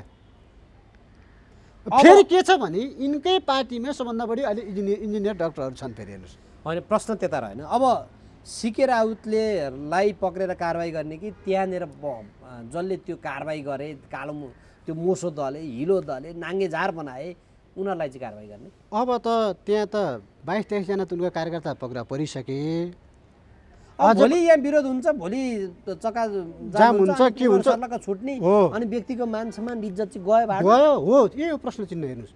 हिजो के भन्दा हिजो माओवादीले नै सिकायो नि, हिजो एमाले नै सिकायो नि, रेलिङ भाँचेको होइन हिजो पनि यिनीहरूले, यस्तै कारवाही गरेको होइन, त्यही भएर मैले कोट्याइदिएको। हिजो यिनले पनि त्यही काम गर्थे, आज त्यही काम चाहिँ सीके राउतको कार्यकर्ताहरूले सीके भाँटा बोक्ने काम सिके। हिजो यिनीहरूले लट्ठी बोक्थे, जनकारबाही भन्थे, भौतिक कारबाही गर्थे। अब त कानुनी शासन आउनु पर्ला नि त। त्यस कारणले गर्दाखेरि सीके राउतलाई पनि तपाईँको कानुनी दायरामा ल्याउनुपर्छ। यदि उहाँले नै आदेश दिएर यो कामहरू भएको हो भने, पहिलो कुरो त आदेशै नदिए पनि त्यो पार्टीको अध्यक्ष भइसके पछाडि जिम्मेवारी त लिनै पऱ्यो उहाँले। एउटा विज्ञप्ति पनि आएन उहाँको पार्टीको तर्फबाट। कमसेकम अनजानमा यी कामहरू भयो भनेर विज्ञप्ति आउनु पर्थ्यो। अर्को कुरो उनी आफै इन्जिनियर हेर्नुहोस् है, डक्टर मान्छे हेर्नुहोस् है, र उनकै पार्टीमा धेरै डक्टर इन्जिनियरहरू छन्। फेरि अब उनले नै तपाईँको विरोध गर्न थालिसके पछाडि, त्यही व्यक्तिहरूमाथि खनिन थालिसके पछाडि मैले अहिले भनेको जस्तै भुरा माछालाई कारवाही गरेर ठुला माछाबाट प्रदेश सरकारको माथि नै तहबाट चाहिँ तपाईँ माल झार्नको निमित्त, पैसा झार्नको निमित्त चाहिँ उहाँहरूले यो काम गर्नुभएको हो। हिजो जसरी माओवादीले जनसरकारको रूपमा चाहिँ काम गर्थ्यो, लोकल भट्टीहरू भत्काउने, डिस्टिलरीबाट पैसा बुझ्ने हो, यही काम चाहिँ अहिले सिकेर चाहिँ दोहोऱ्यायो हेर्नुहोस्। र यो चाहिँ अराजकता हो हेर्नुहोस्। यो पाहाडमा भए पनि अराजकता हो, हिमालमा भयो भने अराजकता हो, तराईमा भए पनि अराजकता हो हेर्नुहोस्। यो अराजक गतिविधि चाहिँ हामीले गर्नु हुँदैन। अब नेपालका कानुनी राजनीतिक शासन दलहरू विधिको तपाईँ पद्धति अनुसार चाहिँ यो भएन हेर्नुहोस्। राजनीतिक दल जो नयाँ खुल्छ, हामी वैकल्पिक हामी निकास दिन्छौँ भन्छ, ऊ यस्ता अराजक गतिविधिमा रमाउँछ। जबकि किसानहरू चाहिँ आफ्नो अरण्य रोदन केमा गर्दैछन् भने मेरो धान बाली मैले छोराछोरी बच्चा बच्ची पाल्नलाई जुन वर्षभरि मैले मेहनत गर्थेँ त्यसमा चाहिँ म समस्यामा पऱ्यो भनेर एउटा मानवीय संवेदना, उनीहरूको पीडा चित्कार चाहिँ राष्ट्रिय सञ्चार माध्यमहरूमा आइरहेको छ। अब राजनीतिक दलहरूले यो दिशातर्फ चाहिँ किन ध्यान नदिएका होला? हेर्नु न, तपाईँको भित्राउन लागेको बाली मौसम परिवर्तनको कारणले कार्तिकमा बाढी आयो हेर्नुहोस्। कति पुलहरू बगाए, बाटाघाटा त्यस्तै तपाईँको छ। पहिलो कुरो त किसानको तपाईँको बाली नै सखा बनायो, भित्राउन लागेको बाली हेर्नुहोस्। तर यहाँका शीर्ष राजनीतिक दलका नेताहरू के गर्दैछन् त्यहाँ काभ्रेतिर गएर जिपलाइन हेर्नुहोस्। म त कसो अब आत्महत्या भन्दै थिएँ, न बिचमा गएर सुर्गिनी पो लाउने हो कि घाँटिया भनेर हेर्नुहोस् भिडियो लाएनन् कतै, धन्न लाएनन् क्या। किन भन्दा आत्महत्या भनिरहेछन् नि त, मान्छे म भड्किन सक्छ नि, लाउँछन् कि सुर्किनु भन्ने थियो, धन्न कमरा मात्र डोरी बाँधेछन् हेर्नुहोस्, घाँटिया बाँध्न भ्याएनन्। त्यो हो त सरकारमा हुनुहुन्छ नि त उहाँहरू। त देउवाको मात्र चासो र चिन्ताको विषय होइन नि, देउवा मात्र जाने होइन नि, ओली पनि जानुपर्छ नि। ओलीलाई हेर्नु त आज उद्घाटन गर्न चटारो छ, अधिवेशनको उद्घाटन गर्न चटारो। जनताको घरमा पुगे ओली, प्रचण्ड पुगे, रिफ्रेसमेन्ट गर्नु पऱ्यो रे प्रचण्डलाई, तनाव भयो रे। जनताको तनाव कसले बुझ्ने? आज पुरोमा हात लाएर रोएका छन् जनताहरू, घाँटीसम्म पानी छ, धानबाली भित्राउँदैछन्, सुरक्षाकर्मीहरू रातों दिन खटिएर तपाईँको किसानलाई सहयोग गरिरहेका छन् हेर्नुहोस्। तर आज शीर्षस्थ नेताहरू देउवा जान्छ, उहीँ पुग्छ, ए भाइ तपाईँ व्रत नबोल्नुहोस् भनिदिन्छ। गुनासो राख्दाखेरि प्रधानमन्त्रीले हेर्नुहोस्, गुनासो राख्दाखेरि प्रधानमन्त्री जस्तो व्यक्तिले त्यो कुरा गरिदिन्छ। अर्को एउटा शीर्ष नेता जान्छ, जिप लाइनमा तपाईँको मजाले झुन्डिन्छ, रिफ्रेसमेन्ट हुन्छ। अर्को नेता आफ्नै पार्टीको नेतालाई गलत्याएर हुर्याइसके पछाडि सुप्रिमो बनेर बसेको छ, साँडे जस्तो, असनको साँडे जस्तो, र ऊ उद्घाटन गर्न व्यस्त छ। 77 जिल्लाको 77 वडामा उद्घाटन हेर्नुहोस्। यो 77 वडामा उहाँको रहेछ नि त कार्यकर्ताहरू, 77 जिल्लाको 77 वडामा सबैलाई यो तपाईँ किसानको मर्का बुझ्नको निमित्त, बाली भित्राउनु निमित्त खटाइदिए के हुन्थ्यो? भोट माग्न जानुपर्थ्यो घरमा। तर कहाँ पुगे भने यिनीहरू पनि सामन्तमा के, सामन्त युगमा पुगे के। हेर्नुहोस् त, जिल्ला भ्रमण गर्न पनि जान नसक्ने स्थिति, कुर्चीमा बसेर यहीँ सुइथी दिने उद्घाटन अहिले हेर्नुहोस्। हामी डिजिटल युगमा छौँ, त्यसैले गर्दाखेरि किन घुम्न पर्यो यहीँबाट ट्याक्कला हेर्नुहोस् त। कति सामन्त भइसक्यो, कति सोखिम भइसकेको। तथ्याङ्क सङ्कलन गर्दैछ अरे त राहतको लागि सरकारले। हो ल हेर्नुहोस्, अब यो हेर्नुहोस्, जनता तथ्याङ्क सङ्कलन गर्नुभन्दा केही समय अगाडि नै मरिसक्छन् खाना नपाएर। कति समस्या सिर्जना हुन्छ। अब बालीको धान मात्र बगाएको कुरा होइन नि, बाली बगाएको मात्र कुरा होइन, रोग व्याधिहरू कति आउँछ हेर्नुहोस्। तराईमा त सर्पको अब बिगबिगी हुन्छ, त्यस्तै रोग व्याधिहरू आउँछन्। पशु चौपायाहरू कति तपाईँको बगाएर रहेका छन्, मान्छे तपाईँको 100-150 जना मरिसके। जनतालाई सास र लासको कुरा छ, गाँस र बाँसको कुरा छ। सरकार अब राहत सङ्कलन गर्ने भनेर निर्णय गर्छ, अब कहिले गर्छ थाहा छैन। अब अर्को बाढी कुर्न पर्छ हेर्नुहोस्, चैत महिनासम्म भ्याउँछ कि चैत वैशाखसम्म त्यो भ्याएन भने उनले चुनाव अगाडि चाहिँ पक्कै गर्छ। हेर्नुहोस् यस्तो तपाईँको व्यतिथि, त्यही भएर के गणतन्त्र त्यसै गनाएको छैन क्या हरिजी, चारैतिर क्या। तपाईँ हामी समीक्षा गरौँ न, मजाले बसेर समीक्षा गरौँ त, सबै क्षेत्रको के, किसानको समीक्षा गरौँ, किसानमा तपाईँको भएको त्यहाँ अन्यायको कुरा गरौँ, श्रमिकको कुरा गरौँ, कर्मचारीको कुरा गरौँ, सुरक्षा निकायको कुरा गरौँ, होइन, अदालतको कुरा गरौँ, सबै ठाउँमा हेर्नु न व्यतिथि। अनि यो सबै तपाईँको कसिङ्गरको पोको भइसके पछाडि अब यसलाई त तपाईँको जसरी हुन्छ नफालेसम्म किक आउट नगरेसम्म त त्यो घर सफा हुँदैन नि, कहाँ हुन्छ र? यतापट्टि कुनामा हेऱ्यो त्यही कसिङ्गरको पोको छ, अर्को कुनामा हेऱ्यो त्यही कसिङ्गरको पोको छ, अर्को कुना छ, अर्को कुना छ, बिचमा गयो त्यही पनि त्यही छ। अनि तपाईँ कसरी एक्जिस्टेन्स गर्न सक्नुहुन्छ भन्नु त यो व्यवस्थामा?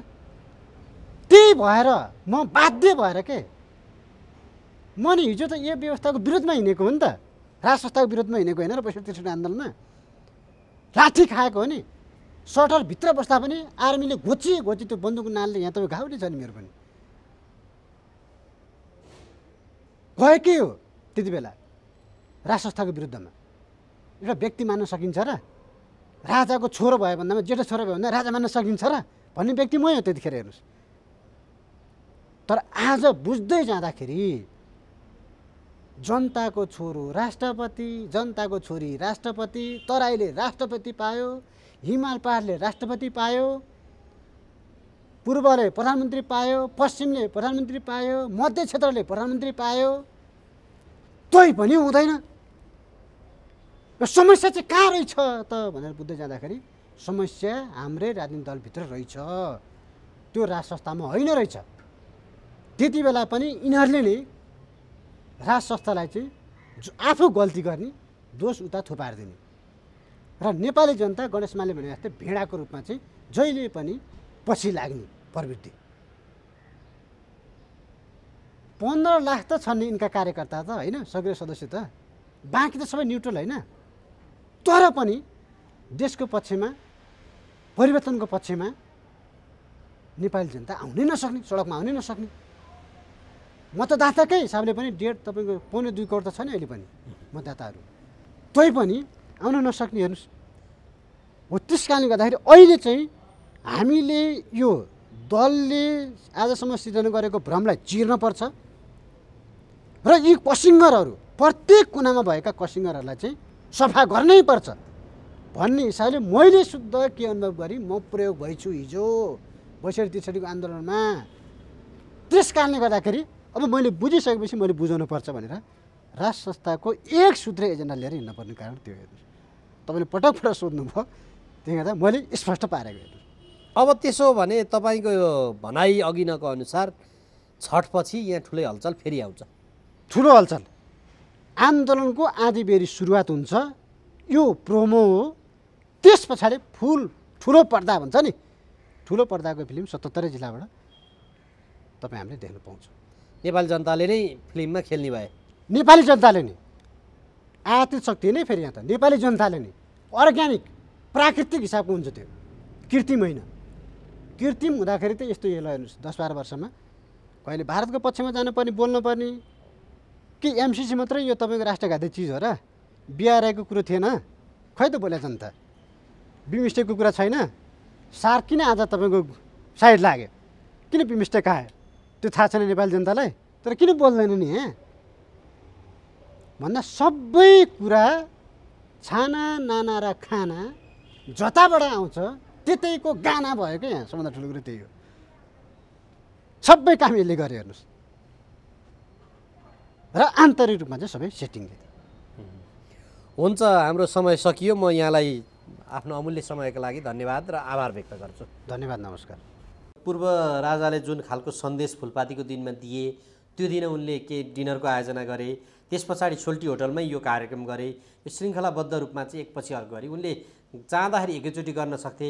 फेरि उनीसँग टिका लगाउन चाहने धेरै जमातले अपेक्षा पनि गरिरहेका थिए। अब हिजो जमघट गर्न हुने तर टिका लगाइदिन नहुने अवस्था पनि थियो। त्यो यो समग्रले चाहिँ के दिन खोजेको होला भन्ने मात्रै हाम्रो चाहना होइन। अब त्यो भन्न जस्तो, अब जस्तो मेरै पनि कुरा गरौँ न, साथीहरूले बसौँ, अब दसैँको बेला विभिन्न कारणले सम्भव भएन, सानो एउटा भेटघाट गरौँ कि मलाई पनि भनेका हुन्छन् र मैले 7जना 20जना साथी बसेर एउटा सानो लन्च डिनरको व्यवस्था गरेँ भने त्यसलाई कसरी हेर्ने भन्ने दृष्टिकोणभन्दा माथि यसलाई राख्नु हुँदैन भन्ने मात्रै मेरो चाहिँ कुरा। यहाँ त्यसरी हेरेँ नि त। जस्तो मलाई निर्मल निवासमा बोलायो, म राजाको भक्त थिएँ, म राजाको नजिक थिएँ, म चाहिँ यति समयदेखि राजाको कुरा उठाइराखेको थिएँ, अनलाइनमा आबद्ध थिएँ, आखिरी ठुलो मिडियालाई मात्रै राजाले पनि हेर्दो रहेछ, हामीलाई त हेर्दो रहेनछ भन्ने आवाज पनि काहीँ न काहीँ आएको सुनियो नि त। हजुर, ती मानिसहरूको लागि मैले यो सहानुभूति दर्शाइदिएको हो। त्यसो हुँदा यो चरणबद्ध रूपमा अर्को चरणमा नि जान सक्ने अवस्था देखिन्छ। त्यसो भए त्यो भयो भने जस्तो मैले चाहिँ त्यही अनुमान गरेको थिएँ। निर्मल निवासमा भएपछि एक थरी मान्छेले त्यो प्रतिक्रिया व्यक्त गरे। तिमीहरू त्यस्तो प्रतिक्रिया व्यक्त नगर, यो चाहिँ चरणबद्ध रूपमा हुने जस्तो मलाई लाग्छ। किनभने नियमित प्रक्रिया हो नि। जस्तो मैले चाहिँ कुनै एउटा चाहिँ त्यस्तो कार्यक्रम गरेँ, मानिलिउँ 10जना साथी चाहिँ त्यहाँ विभिन्न कारणले छुटे भने त मलाई एक प्रकारको खिन्नता हुन्छ। मैले ती 10जनालाई राखेर फेरि एउटा चाहिँ आयोजना गरेँ भने त्यो अस्वाभाविक हुँदैन। अब राजा एउटा राजनीतिक प्राणी पनि भयो, राजा फेरि एउटा राजनीतिक संस्था पनि भयो। अब त्यो संस्था हिजो विगतदेखि यस्तो उसले गरिआएका प्रशस्त श्रृङ्खलाहरू पनि छन्। अब फेरि राजाको ज्ञानेन्द्रकै कुरा गर्दाखेरि त नेपालका धनवान मध्येका एक परिवार पनि हुन्। अब धनवानहरूले अलिकति ठुलो मन भएकाहरूले, अलिकति पारिवारिक पृष्ठभूमि र पूर्वाधार भएकाहरूले यो खानपान उठ बस यस्तो भन्ने कुरा गरि नै रहेको हुन्छ क्या। जस्तो कतिपय मैले नै चिनेका पनि कतिपय ठुल्ठुला चिकित्सकहरू छन्, ठुलो घरानाका छन्, उनीहरूले दसैँ खर्च बाँड्ने, आउनुहोस् भन्ने, खुवाउने प्याउने गर्ने। ए बाबा यो त परम्परा होइन र भने नेपाली समाजको। तर तारे होटलमा गरियो होइन, त्यसको खर्च उनलाई गाह्रो होइन। प्रश्न कहाँनिर भने तारे होटलमा यसरी चाहिँ नि कार्यक्रमहरू गर्ने, त्यो पनि श्रृङ्खलाबद्ध भन्ने भयो। एउटा त निर्मल निवास, त्यस पछाडि तारे होटल गयो। अब भोलिका दिनमा अर्कोमा जाला भन्ने कुरा। अब तारे होटल त उनको आफ्नो होटल हो, त्यो उनको आफ्नो घर हो नि। त्यो जस्तो मैले गर्नु पर्यो भने मैले चाहिँ कुनै ए भन्नेमा गरौँला होइन। अब अहिले तपाईँलाई थाहा छ कि थाहा छैन, ठुल्ठुला होटलहरू चाहिँ ठुल्ठुला राजनीतिक दलहरूले यो आफ्नो पार्टी सम्मेलनलाई मध्यनजर गरेर बुक गराइराखेका हुन्छन्। म एउटा क्याटरिङमा पुगिराखेको थिएँ, त्यो क्याटरिङ चाहिँ नेपाली काङ्ग्रेसको एउटा नेताले माघसम्म बुक गरेको छ भनिरहेको थिएँ। पार्टी कार्यालय त्यहाँ छ, अनि किन क्याटरिङ बुक गर्नुपर्ने त? विभिन्न कारण, किन अहिले त चाहिँ गाडीगुडीको चाहिँ एउटा प्रोभिजन पनि विकास गरिसकेको स्थिति छ नेपालको अर्थ राजनीतिले।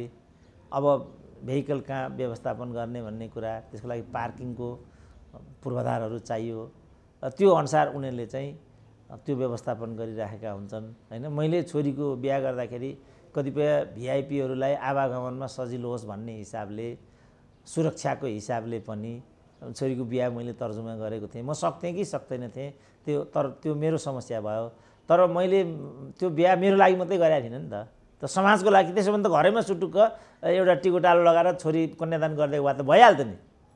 तर अब लोकलज्जा पनि हेर्नै पर्यो, समाजलाई पनि समेट्नै पर्यो, सामाजिक लोकाचार पनि मेन्टेन गर्नै पर्यो। यी सब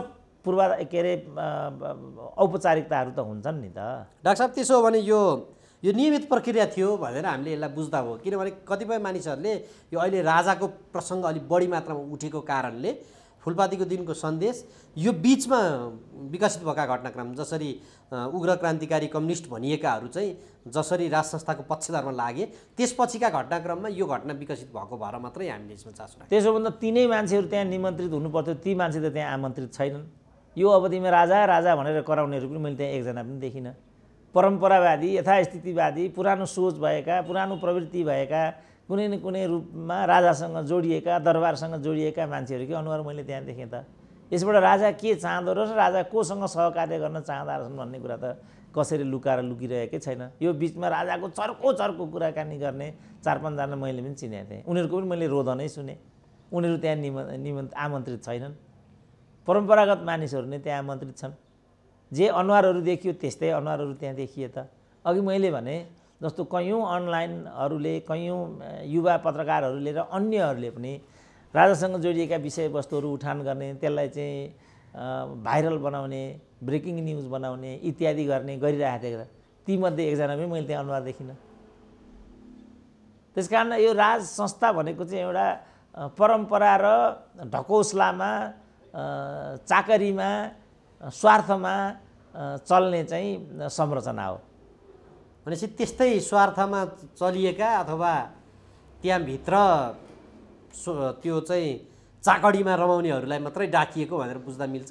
त्यसरी त बुझ्नेले बुझे भने मलाई केही पनि भन्नु छैन, तर मैले त त्यसरी भन्नु भएन। किन जो साथीहरू त्यहाँ गएका छन् तिनीहरू चाकरदार मात्रै थिए भन्यो भने त उनीहरूलाई फेरि मैले चाहिँ अन्डरमाइन गरेको अर्थ लाग्ने भयो।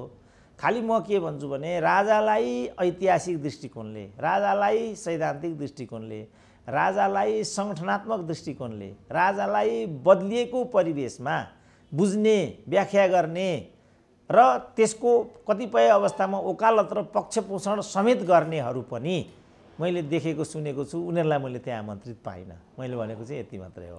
डाक्टर साहब, हुन्छ, म यो प्रसङ्गपछि यो अहिले चर्चामा रहेको प्रधान न्यायाधीशले न्यायालयलाई तहस नहस पारे भनेर अहिले जुन खालको टीका टिप्पणीहरू भइरहेको छ, न्यायालय चाहिँ यतिको बदनाम अगाडि थिएन भनेर एक पूर्व प्रधान न्यायाधीशले भन्नुभएको छ। यसलाई कसरी हेर्नुभएको छ डाक्टर साहब?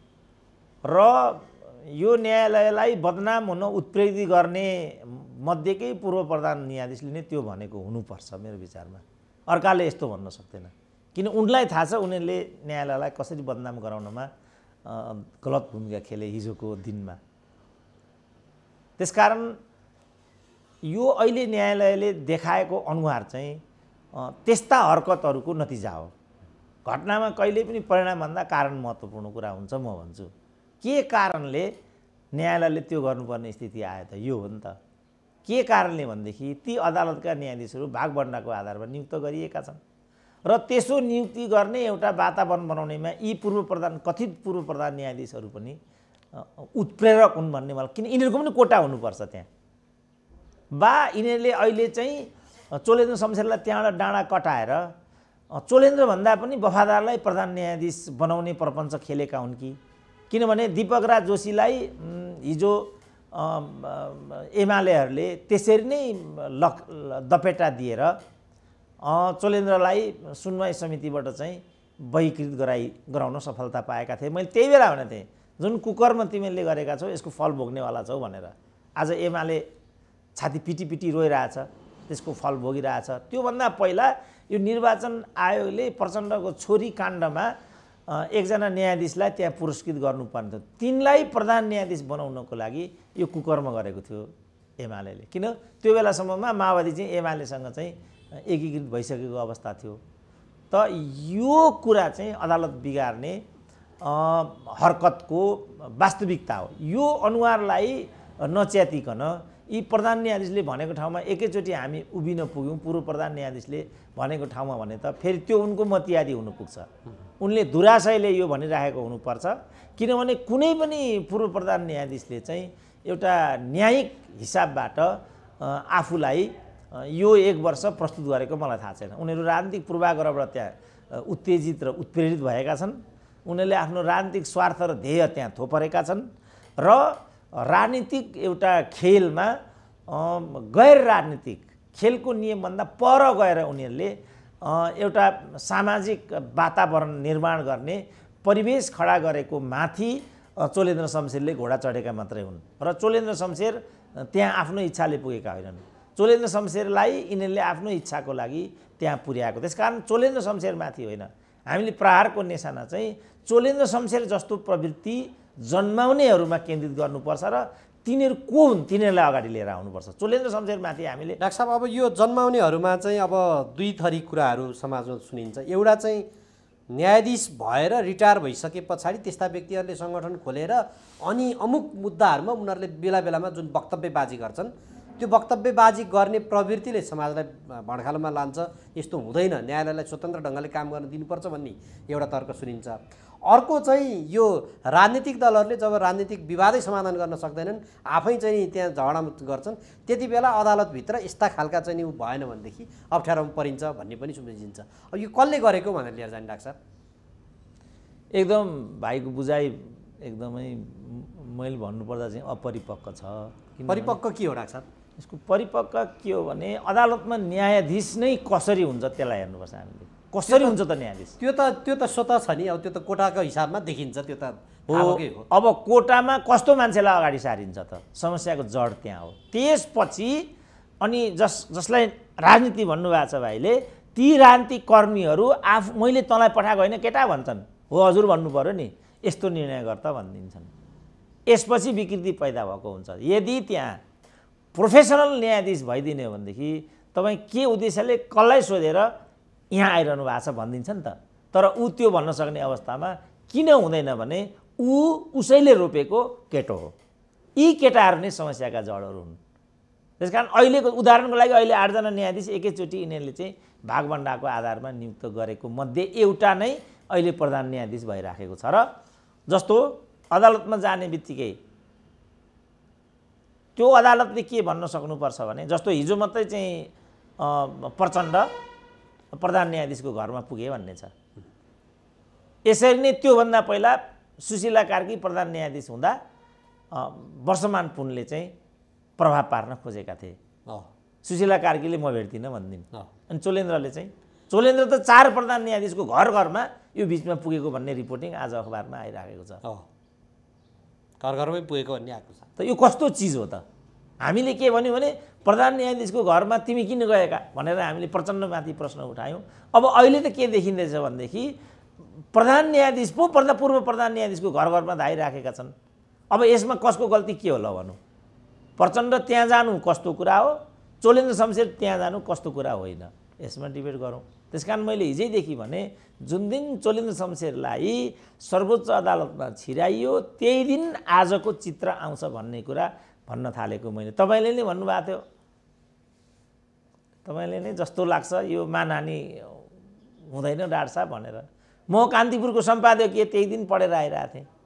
अदालतले एउटा निर्णय के गरिरहेको छ भने अमुक अमुक विषयमा अदालतको मानहानि हुँदैन भनेपछि त अदालतको विषयमा बोलेको कुरा पनि मानहानिको विषय नहुने दिन यहाँ आइसक्यो भनेपछि यसको कारक हामीहरू हौँ कि पत्र पत्रिकाहरू हुन् कि स्वयं न्यायाधीशहरूको हरकतले यो कुरा भयो त? त्यति नै भएर चित्रबहादुर केसीले चोलेन्द्र शमशेरलाई त्यहाँ न्यायाधीश बनाउनु एकदमै घातक हुन्छ भनेर सुनवाई समितिमा 21 दिन लडाइँ गरेका रहेछन्। 21 दिन लडाइँ गर्दाखेरि पार नलागेपछि उनले चाहिँ हतियार बिसाएका रहेछन् र त्यो पार नलगाउनमा उत्प्रेरित गर्ने दुरुत्साहन गर्ने चाहिँ एमालेका 3 जना नेता रहेछन्, माओवादीका 3 जना नेता रहेछन्। तिनीहरूको नाम म लिन्छु। माओवादीबाट गिरिराज, वर्षमान, टोपबहादुर, एमालेबाट भीम रावल, सुरेन्द्र पाण्डे, राजेन्द्र पाण्डे। अब अहिले तीमध्ये यिनै मूलतः यिनै 3 जना भनौँ न, एमालेका 3 जना चोलेन्द्र शमशेरबाट चाहिँ अभिशप्त भइराखेका छन्। उनको पार्टी फुटाउन सर्वोच्चलाई प्रयोग गरियो। अब अहिले अदालत स्वयं एउटा बदनामीको चरणमा आइपुग्यो। समष्टिमा अदालती प्रक्रिया र अदालतप्रतिको विश्वसनीयता, सामाजिक आस्थामाथि चाहिँ प्रश्न उठ्यो। यसमा चाहिँ कानुन व्यवसायीहरू, हाम्रो शम्भु थापा लगायतका कानुन व्यवसायीहरूको अनुचित भूमिका पनि, राजनीतिक फाइदा पुर्याउने दुराशय पनि यसमा कारक छ। अब हामी चोलेन्द्र शमशेरको खेदो खनिरहेका छौँ। चोलेन्द्र शमशेर त बिचारा एकजना पात्र मात्रै हुन्। जसले चोलेन्द्र शमशेरलाई त्यहाँ पुर्याएको छ तिनीहरूले यसको जिम्मेवारी लिनुपर्छ। यो मूलतः नेपाली काङ्ग्रेसको काम हो, यो नरहरि आचार्यको काम हो र यो अघि मैले भनेका जुन 6 जना नेताहरू हुन् त्यो तत्तत पार्टीहरूका भित्र, तिनीहरूले नेपालको न्याय प्रणालीमाथि आइरहेको जुन एउटा कालो बादल हो, उचित समयमा उचित भूमिका नखेलेको दुष्परिणाम हो। अब चोलेन्द्र शमशेरको कुरा, जति चोलेन्द्र शमशेरको कुरा गर्छौँ त्यति नै अदालतप्रतिको विश्वसनीयता चाहिँ खस्केर जान्छ, न्यायमूर्तिहरूमाथिको आस्था चाहिँ कमजोर भएर जान्छ। मलाई अहिले पनि के लाग्छ भने हामी त्यो काम गर्नुहुन्न। यिनीहरूले त गरे, यिनीहरूलाई चाहिँ नङ्ग्याउनु पर्यो। त्यति बेला टोपबहादुरले भनेको रहेछ, दाइले तपाईँले भन्नुभएको कुरा त सही हो, तर चोलेन्द्रले बालबटार मिलाइसकेका छन्, नेताहरूले आफ्नो भाग बुझिसकेका छन्। अब डाक्टर साहब यसको निकासको रूपमा यहाँ दुई थरी कुरा आएको छन् होइन। यो पूर्व प्रधान न्यायाधीश फोरमले चोलेन्द्र शमशेरले तत्काल राजीनामा दिनुपर्छ, निकास दिनुपर्छ भन्छन्। बारले 15 दिनभित्र यो उसका जे माग छन् हिजोका ती चाहिँ सुधारको प्रतिबद्धता, न्यायिक सुधारको प्रतिबद्धता नआए नेतृत्वमाथि विश्वास गर्न सकिँदैन न्यायिक नेतृत्वमाथि भनेर विज्ञप्ति जारी गरेको छ। निकास कि अब चोलेन्द्र शमशेरले राजीनामा दिने अनि त्यो निकास निस्क्यो राख्छ होइन, त्यो उनीहरूको कुरा हो। त्यो उनीहरूले चोलेन्द्रभन्दा पनि गएकोलाई प्रधान न्यायाधीश बनाउने षड्यन्त्रबाट यो हरकत गरिराखेका छन्। यो तानाबुना हो, त्यो गर्नै हुँदैन। त्यो चोलेन्द्रलाई आफ्नो समय पुरा, किनभने अदालतको विश्वसनीयताको प्रश्न आयो, अदालतको पद्धतिको कुरा आयो नि त। जस्तो हाम्रो युनिभर्सिटीले यही गरेर सिद्ध्याए, नेपाल प्रहरीलाई यही गरेर सिद्ध्याए, कूटनीतिलाई यही गरेर सिद्ध्याए। खालि यिनीहरूले सिद्ध्याउन बाँकी भनेको सेना र अदालत मात्रै थियो। अन्तिम प्रहार भनेको यिनीहरूले चाहिँ अदालतमाथि गरिरहेछन्, त्यसपछि यिनीहरू सेनाभित्र पस्छन्। डाक्टर साहब यो अदालतमाथि किन पटक पटक यो खास गरी 62 यता हेरियो भने पटक पटक प्रहार भएको छ। कहिले गोपाल पराजुली, कहिले सुशीला कार्की, अब दीपक राज जोशीमाथि त त्यस्तै भइहाल्यो, अब बन्नै नदिने खेल भयो। अहिले चोलेन्द्र शमशेरमाथि यो पटक पटक श्रृङ्खलाबद्ध किन भइरहेको छ डाक्टर साहब? यो चाहिँ राम्रो प्रश्न तपाईँले गर्नुभएको छ।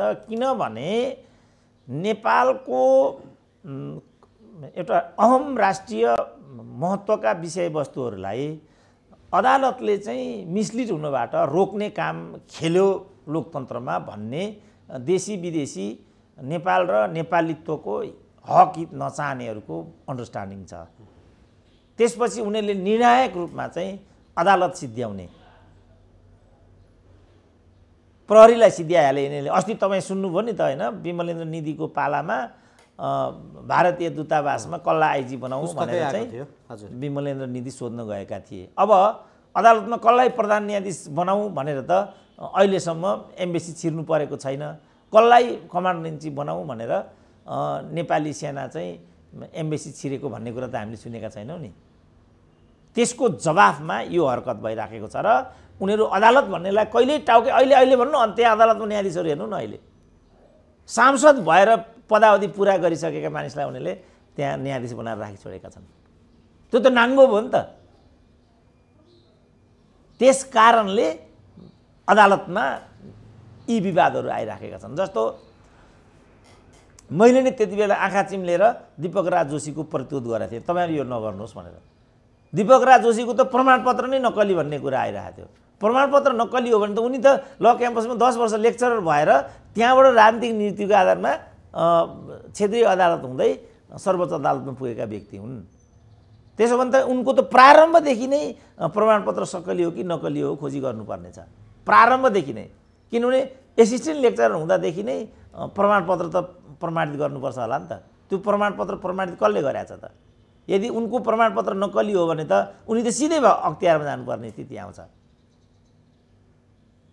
त्यसकारण नेपालका जति पनि संरचनाहरू हुन्, राजनीतिक संरचनाहरू हुन्, प्रशासनिक, तपाईँ कर्म प्रशासनमै हेर्नुहोस् न, त्यो सचिव भन्ने जुन हुन्छ त्यसको एउटै काम भनेको के भने त्यो पद आखिर त 5 वर्षभन्दा बढी त सचिव रहन पाउँदैन। त्यो 5 वर्षीय कार्यकाललाई आफ्नो भविष्यको भाग्य र भविष्य निर्माण गर्ने एउटा स्वार्थको पुञ्जको रूपमा त्यसलाई उसले बुझेको हुन्छ र ऊ त्यहाँ बसुन्जेल या दात्री निकायको हुँदो हुने निर्णय गरिरहेको हुन्छ। होइन भने राजनीतिलाई रिजाएर आफ्नो राजदूत हुने बाटो चाहिँ क्लियर गरिरहेको। तपाईँ हेर्नुहोस् न, कोही पनि राजाकै पालादेखि सेनापतिबाट रिटायर भएको व्यक्ति या त म्यानमारको होइन भने युकेको राजदूत हुन्छ। प्रमुख सचिव भएको व्यक्तिको पनि नियति यही छ, या त ऊ युकेको युएसको राजदूत हुन्छ। अहिलेकै पनि तपाईँ त्यो लोधरेलाई नै हेर्नु भने बेलायतका राजदूत छन्, लीलामणिलाई हेर्नु भने चाइनाका राजदूत थिए। यिनीहरूले योभन्दा अर्को गरेको भित्री कथा चाहिँ कसले भनिदिन्थ्यो र अरू म त बाबुको छोरो भएको हुनाले यो कुरा भनिदिन सक्ने भए मैले भनिदिइराखेको हुन्छु। अरूले त बिचारा यति कुरा नै भन्दैनन् नि। त्यही कारण मलाई टिभी, पत्र पत्रिका, रेडियो सम्पूर्णबाट निषेध गरेँ नि, यो थियो नि त कारण। अब अहिले विज्ञान र प्रविधिले युट्युबको सिस्टम ल्याएको हुनाले यिनीहरू यसलाई पनि कसरी चाहिँ नियन्त्रण गरौँ भनेर चाहिँ कटु फुकालेर लागिराखेका छन्। कारण यो हो नि त। डाक्टर साहब यो टिभी पत्र पत्रिकामा निषेध गरे भन्नुहुन्छ, टेलिभिजनहरूमा इन्टरभ्यू पनि देखिन्छ, त्यो ठ्याक्कै त्यहाँभित्र भएको डाक्टर साहबलाई निषेध गरिएको खेल चाहिँ के थियो अलिकति आज यो चाहिँ खुलासा गरिदिनु न। होइन, मलाई त यिनीहरूले कहाँ के पो निषेध गर्न सक्ला, यिनीहरूको बुतामै त्यो कुरा पुग्दैन। मैले भनेको तपाईँहरू जस्तो युवाहरूको लागि देशमा पद्धति बसेन भन्ने एउटा कोलाहल ल्याइदिएको क्या। जस्तो त मेरै कुरा गर्नुहुन्छ भने जे पनि यहाँका चाहिँ सोकल मूल प्रवाहका टिभी रेडियो पत्र पत्रिकाहरू छन् त्यहाँ त तपाईँले मलाई कहिले पनि देख्नु भएको छैन नि त। अब त्यस्तो किन होला भन्ने उत्तरको खोजी मैले गर्दा म त्यहाँ पुगेँ। त्यहाँ संरचना हुन्छ, त त्यो संरचनाले कसलाई अन्तर्वार्तामा ल्याउने, कसको लेख छाप्ने, कसको के गर्ने, ठुल्ठुला कार्यक्रम हुन्छन्, कसलाई बोलाउने, मञ्च हुन्छ, पुरस्कार हुन्छ, अरू कुराहरू हुन्छन्, कसलाई दिने, तकमा हुन्छ, के हुन्छ, कसलाई नदिने भन्ने चाहिँ त्यो ग्याङले चाहिँ निर्कुल गर्दो रहेछ। डाक्टर साहबले लेखेर दिएका लेख मूलधारका पत्रिकाले छापेका छैनन्। त्यसो भए त्यस्तो धेरै दृष्टान्तहरू छन् मसँग। टेलिभिजनहरू यो चाहिँ मुख्य टेलिभिजनहरू जो पुराना र स्थापित टेलिभिजनहरू तिनीहरू कसैले पनि इन्टरभ्यू बोलाउँदैनन्। बोलाएको छ भने ल योमा मैले तपाईँलाई देखेँ, यो के हो भन्नु ल। होइन, मैले स्थापित टेलिभिजनहरू अब यो धेरै टेलिभिजन छन् नेपालमा त, तर अब एक दुईवटामा मात्र देखाएको छु, सबैमा देखाएको कारण त्यही हो। जो यिनीहरूले जुन मुख्य भनेको छन् त्यहाँ तपाईँले मलाई कहिले पनि देख्नु भएको छैन, कारण त्यही हो। मैले त्यसलाई इङ्गित गर्न खोजेको। डाक्टर साहब अब यहाँ यो घटनाक्रममा यो अब अघि डाक्टर साहबले भनिहाल्नुभयो चोलेन्द्र शमशेरले राजीनामा दिनु हुँदैन, तर उनी फेरि पूर्व प्रधान न्यायाधीशहरूको घर घरमा किन धाइरहेका छन् त? होइन, चोलेन्द्र शमशेरले राजीनामा दिनु हुँदैन मैले भनेको छैन। न्यायिक नेतृत्वलाई यो तरिकाले विस्थापित गर्नु राम्रो हुँदैन, यसले सन्देश राम्रो दिँदैन, यो मात्रै मैले भनेको छु। धाइरहेको कुरालाई उचित हो पनि भनेको छैन मैले, यो अनुचित हो। तर उनको घरमा नेता जानु चाहिँ उचित कि अनुचित त्यो पनि भनेको छु मैले सँगसँगै। एकाङ्गी रूपमा विषयलाई प्रस्तुत गर्नु उचित हुँदैन। पर्सि 15 गते एउटा के ललिता निवासको चाहिँ नि फैसला आउँदैछ अरे भन्ने हिसाबले पनि भेटिएको हो भन्ने त अनुमानहरू गरिन्छन्। अब किनभने त्यहाँ भेटका गुदी कुरा आएको छैन, अनुमान यस्तो पनि छ डाक्टर साहब। त्यसलाई मैले विश्वास गर्न चाहन्न भनेको छु पहिल्यै, त्यसबारेमा मैले प्रतिक्रिया दिइसकेको छु। त्यति तल यिनीहरू आयो होला भन्ने कुरामा म विश्वास गर्न चाहन्न र त्यति तलबाट उनीहरू न्यायिक प्रक्रियामा हस्तक्षेप गर्छन् होला भन्ने कुरा म अनुमान गर्न चाहन्न। तर जुन प्रतिरक्षात्मक स्थितिमा चोलेन्द्र शमशेर छन् उनले मोलतोल गरेको सम्भावनालाई अस्वीकार गर्न सकिँदैन। त्यसै कारण मैले हिजैदेखि भनिआएको के भने जुन दिशातर्फ माधव नेपाल अग्रसर भइरहेका छन् यो एकदम गलत छ। किन पनि गलत छ भने उनले हिजैदेखि मलाई चाहिँ केपी ओलीले बालुवाटार प्रकरणमा फसाएर थुन्न खोजेका छन् भनिआएको विगत थियो र यो इन्टायरली प्रधानमन्त्रीत्व प्रणालीको संसदीय व्यवस्थामा हामी छौँ। प्रधानमन्त्रीको नीति निर्देशन अनुरूप त्यसलाई मैले कार्यान्वयन गरेको मात्रै हुँ, मेरो यसमा कुनै दोष छैन। त्यति बेलाका भौतिक मन्त्री विजय गसेतारले भनि पनि सकेको स्थिति छ। अब डाक्टर साहब यो न्यायालयमा विकृति आयो भनेर बार लिएर यो पूर्व प्रधान न्यायाधीश फोरमले जुन विज्ञप्तिहरू जारी गरे र त्यसमा जुन आशय व्यक्त गरे त्यो आशय अनुसार त अब त्यसले चाहिँ अर्को एउटा विकृति मात्र जन्मायो भन्ने कुरा निष्कर्ष हो डाक्टर साहब हाम्रो? होइन, मेरो निष्कर्ष के हो भने विकृति जन्मेको छ भने त्यो विकृति जन्माउने चोलेन्द्र शमशेर होइनन्। चोलेन्द्र शमशेरलाई विकृत हुँदाहुँदै त्यहाँ लानेहरू यसको लागि जवाबदेही हुनुपर्छ। जो कथित 4 पूर्व प्रधान न्यायाधीशको तपाईँले प्रसङ्ग ल्याउनु भएको छ तिनीहरूको पनि यसमा भागभण्डा होला र अदालत बिगार्नमा यिनीहरू पनि जिम्मेवार हुनु पर्दछ भन्ने मेरो आकलन छ। अब त्यो कति परसम्म मेरो आकलनले भेट खान्छ, कुन हदसम्म उनीहरू यसको लागि जिम्मेवार छन्, कसरी पार्टीका नेताहरू त्यहाँ प्रधान न्यायाधीश त्यहाँ चाहिँ न्यायाधीश हुन पुगेका हुन्। हाम्रो चित्रबहादुर केसीका पालामा टोपबहादुर रायमाझीले बालुवाटारले चाहिँ भागभण्डा बुझिसकेको छ के आधारमा भनेका हुन्। म 21 दिनसम्म लड्दाखेरि म चाहिँ निरीह भएँ, मैले सकिनँ चित्रबहादुरले भनेको कुरामा कतिको आधिकारिकता छ। त्यही बेला चोलेन्द्र शमशेरले चाहिँ चित्रबहादुर केसीलाई चोलेन्द्रकी भान्जी लगाएर निरन्तर भेट्नको लागि चाहिँ दबाब दिएकी रहेछन्। यो कुराको कुनै यसमा अर्थ रहन्छ कि रहँदैन? नेपालको अदालतभित्र यी खालका दुष्प्रवृत्तिहरूलाई हामीले रोक्नु जरुरी छ कि छैन? 5-4 पूर्व प्रधान न्यायाधीशहरूले विगत समयमा पनि वक्तव्यबाजी गर्थे। मैले त्यही बेला भनेको थिएँ यो ठिक छैन। अदालतमा विचाराधीन मुद्दामा यस्तो किसिमको वक्तव्यले चाहिँ प्रभाव पार्ने हुनाले यस्तो चाहिँ पूर्व प्रधान न्यायाधीशले त कानुनी प्रक्रिया बुझेका हुन्छन् नि। पूर्व प्रधान न्यायाधीशले नै वक्तव्य निकाली हिँड्ने हो भनेदेखि त कानुनको गरिमा त खस्किने भयो नि त। अरूले त जे पनि गर्ने, जस्तो अहिले भनौँ न अब यति त बोल्नै पाइँदैन नि अदालतको विषयमा त। डाक्टर साहब, अब प्रधान न्यायाधीशले कार्यपालिकासँग हिस्सा खोजे, त्यस पछाडि अब मन्त्री पनि राखे, हठात उनले राजीनामा पनि दिए। अब त्यहाँभित्र अब एक किसिमको माथि त न्यायिक नेतृत्वमाथि अब हामी विश्वास गर्न सक्दैनौँ भने बाह्रै गरौँ 15 दिनपछिको उसले एउटा यो निकास चाहिँ के हो त डाक्टर साहब? अब यो न्यायिक रूपमा जुन एउटा विशृङ्खलता आयो, यसको निकास के हुन्छ? अब यसको निकास इतिहासको समीक्षा गर्ने, यो सबै कुरालाई आत्मसात हुन गर्दै भविष्यमा यस्ता गल्तीहरूको पुनरावृत्ति नगर्ने, योभन्दा यसको निकास अर्को। जस्तो भनौँ न, चोलेन्द्र शमशेरलाई हटायो, त्यहाँ के तपाईँ हामी गएर प्रधान न्यायाधीश हुन्छौँ र? चोलेन्द्रको तत्कालै को छ, त्यही चाहिँ चोलेन्द्रको ठाउँमा आउँछ र ऊ पार्टीको नेता छ। अब तपाईँ के आशा गर्नुहुन्छ त्यहाँबाट? जस्तो अब इजलासमा यो न्यायाधीश राखिनुहोस् भनेदेखि हामी इजलास बहिष्कार गरिदिन्छौँ भने बारकै नेता पूर्व अध्यक्षहरूले त भनेको लाइन त यही हो नि त। अब त्यहाँ कि बारको पूर्व अध्यक्ष छ कि पूर्व प्रधान न्यायाधीशहरू छन् कि पार्टीका नेताहरू छन्, र बारको अध्यक्ष भनेको नै भोलिको न्यायाधीश हुने बाटो खुलाउने भन्ने कुरा स्थापित नै छ। अब जहाँ यो छ, तपाईँ चोलेन्द्र शमशेर एउटालाई मात्रै लखेटेर कहाँ पुग्नुहुन्छ त? मुख्य कुरा चाहिँ के भने यो बारको जुन एउटा गलत जुन एउटा भूमिका र अभ्यास हो हिजैदेखिको, कानुन व्यवसायहरूको बिचमा मोलतोल हुने, लेनदेन गरेर मुद्दा चाहिँ इजलास तोक्ने, अनि सेटिङको आधारमा चाहिँ न्याय निरूपण हुने, त्यसपछि नै आजको दिन आयो।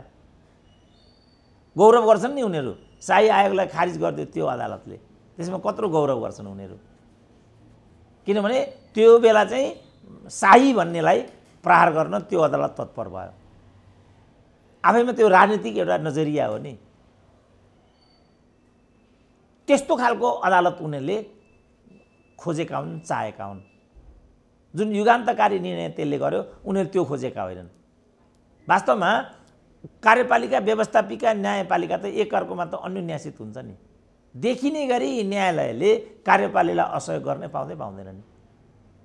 जस्तो अहिले चाहिँ धमाधम केपी ओलीको नियुक्तिलाई खारेज गर्ने, बदर गर्ने काम सरकारले गरिरहेछ। अब न्यायले त यिनीहरूलाई पनि आरक्षण संरक्षण दिनु पर्यो नि त। त्यो त राजनीतिक निर्णयहरू जे गरिन्छ त्यो निर्णयलाई न्यायपालिकाले स्वीकारेको अवस्थाहरू छ डाक्टर साहब। जस्तो संसद पुनर्स्थापनाको केसमा पनि त मिल्दैन थियो होला, स्वीकार हो भन्ने कुराहरू गर्छ नि डाक्टर साहब। होइन, जस्तो विद्युत विभागको एमडीको प्रश्नमा के भयो त? अब अहिले मेरो विचारमा 3टाको मुद्दा पनि पर्छ होला, यो खेलकुद परिषद लगायतको 3टाको मुद्दा पनि पर्छ होला। अब त्यसमा उसले कस्तो फैसला गर्छ त?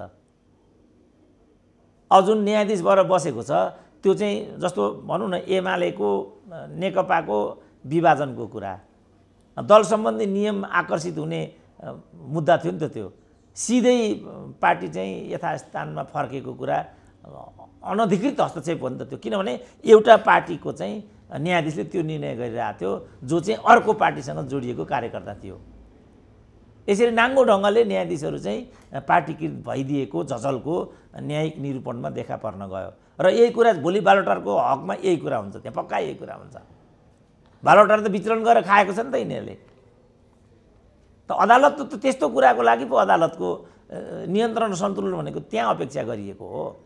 सामान्यतया उसले व्यवस्थापिकालाई, कार्यपालिकालाई समेत पनि असहयोग गर्दैन, किन त्यो गर्ने बित्तिकै त राज्य चल्न सक्दैन नि त।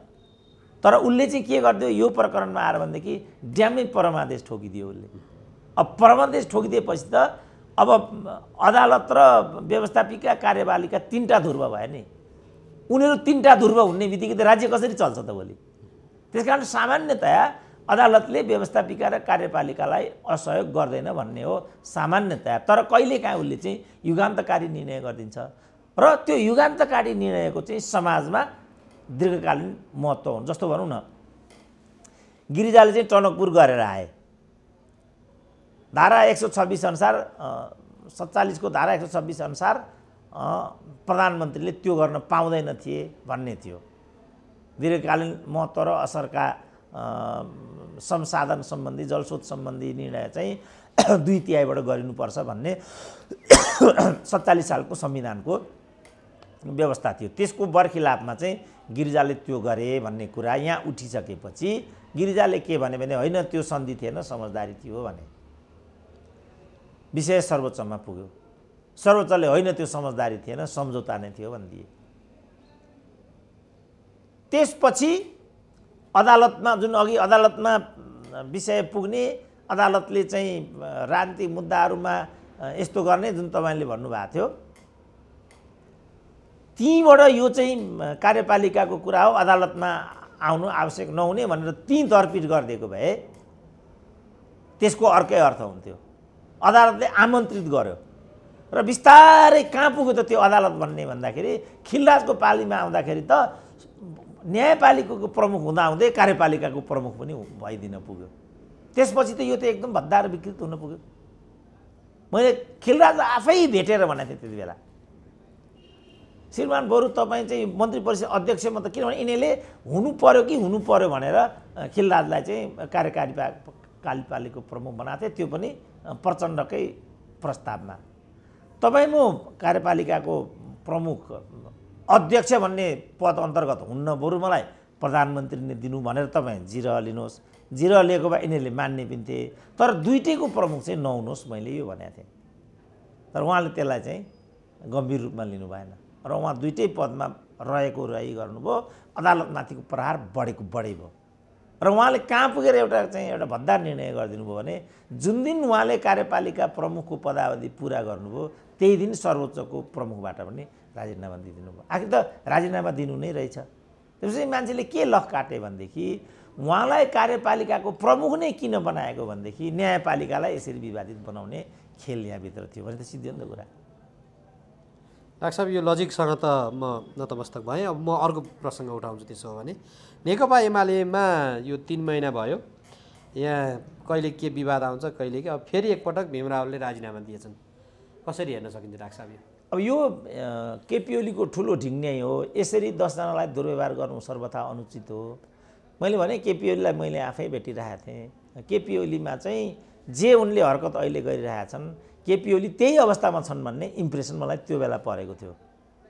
उनले यी कसैलाई पनि उदार तरिकाले हेर्ने उनको रवैया मैले पाएको थिइनँ। मैले राजालाई पनि भेटेको थिएँ, राजाको पनि यही थियो।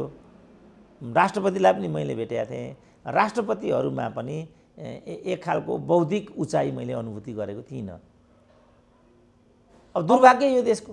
अब डाक्टर साहब पार्टीबाट बाटो बिराउनु भएको थियो आउनुभयो एकता भइहाल्यो। अब कति त्यो सारङ्गी 10 बजेको र्याई नै रेटिराख्या भन्नुभएको छ नि त ओलीले। अब त्यसको आधिकारिकता के हो?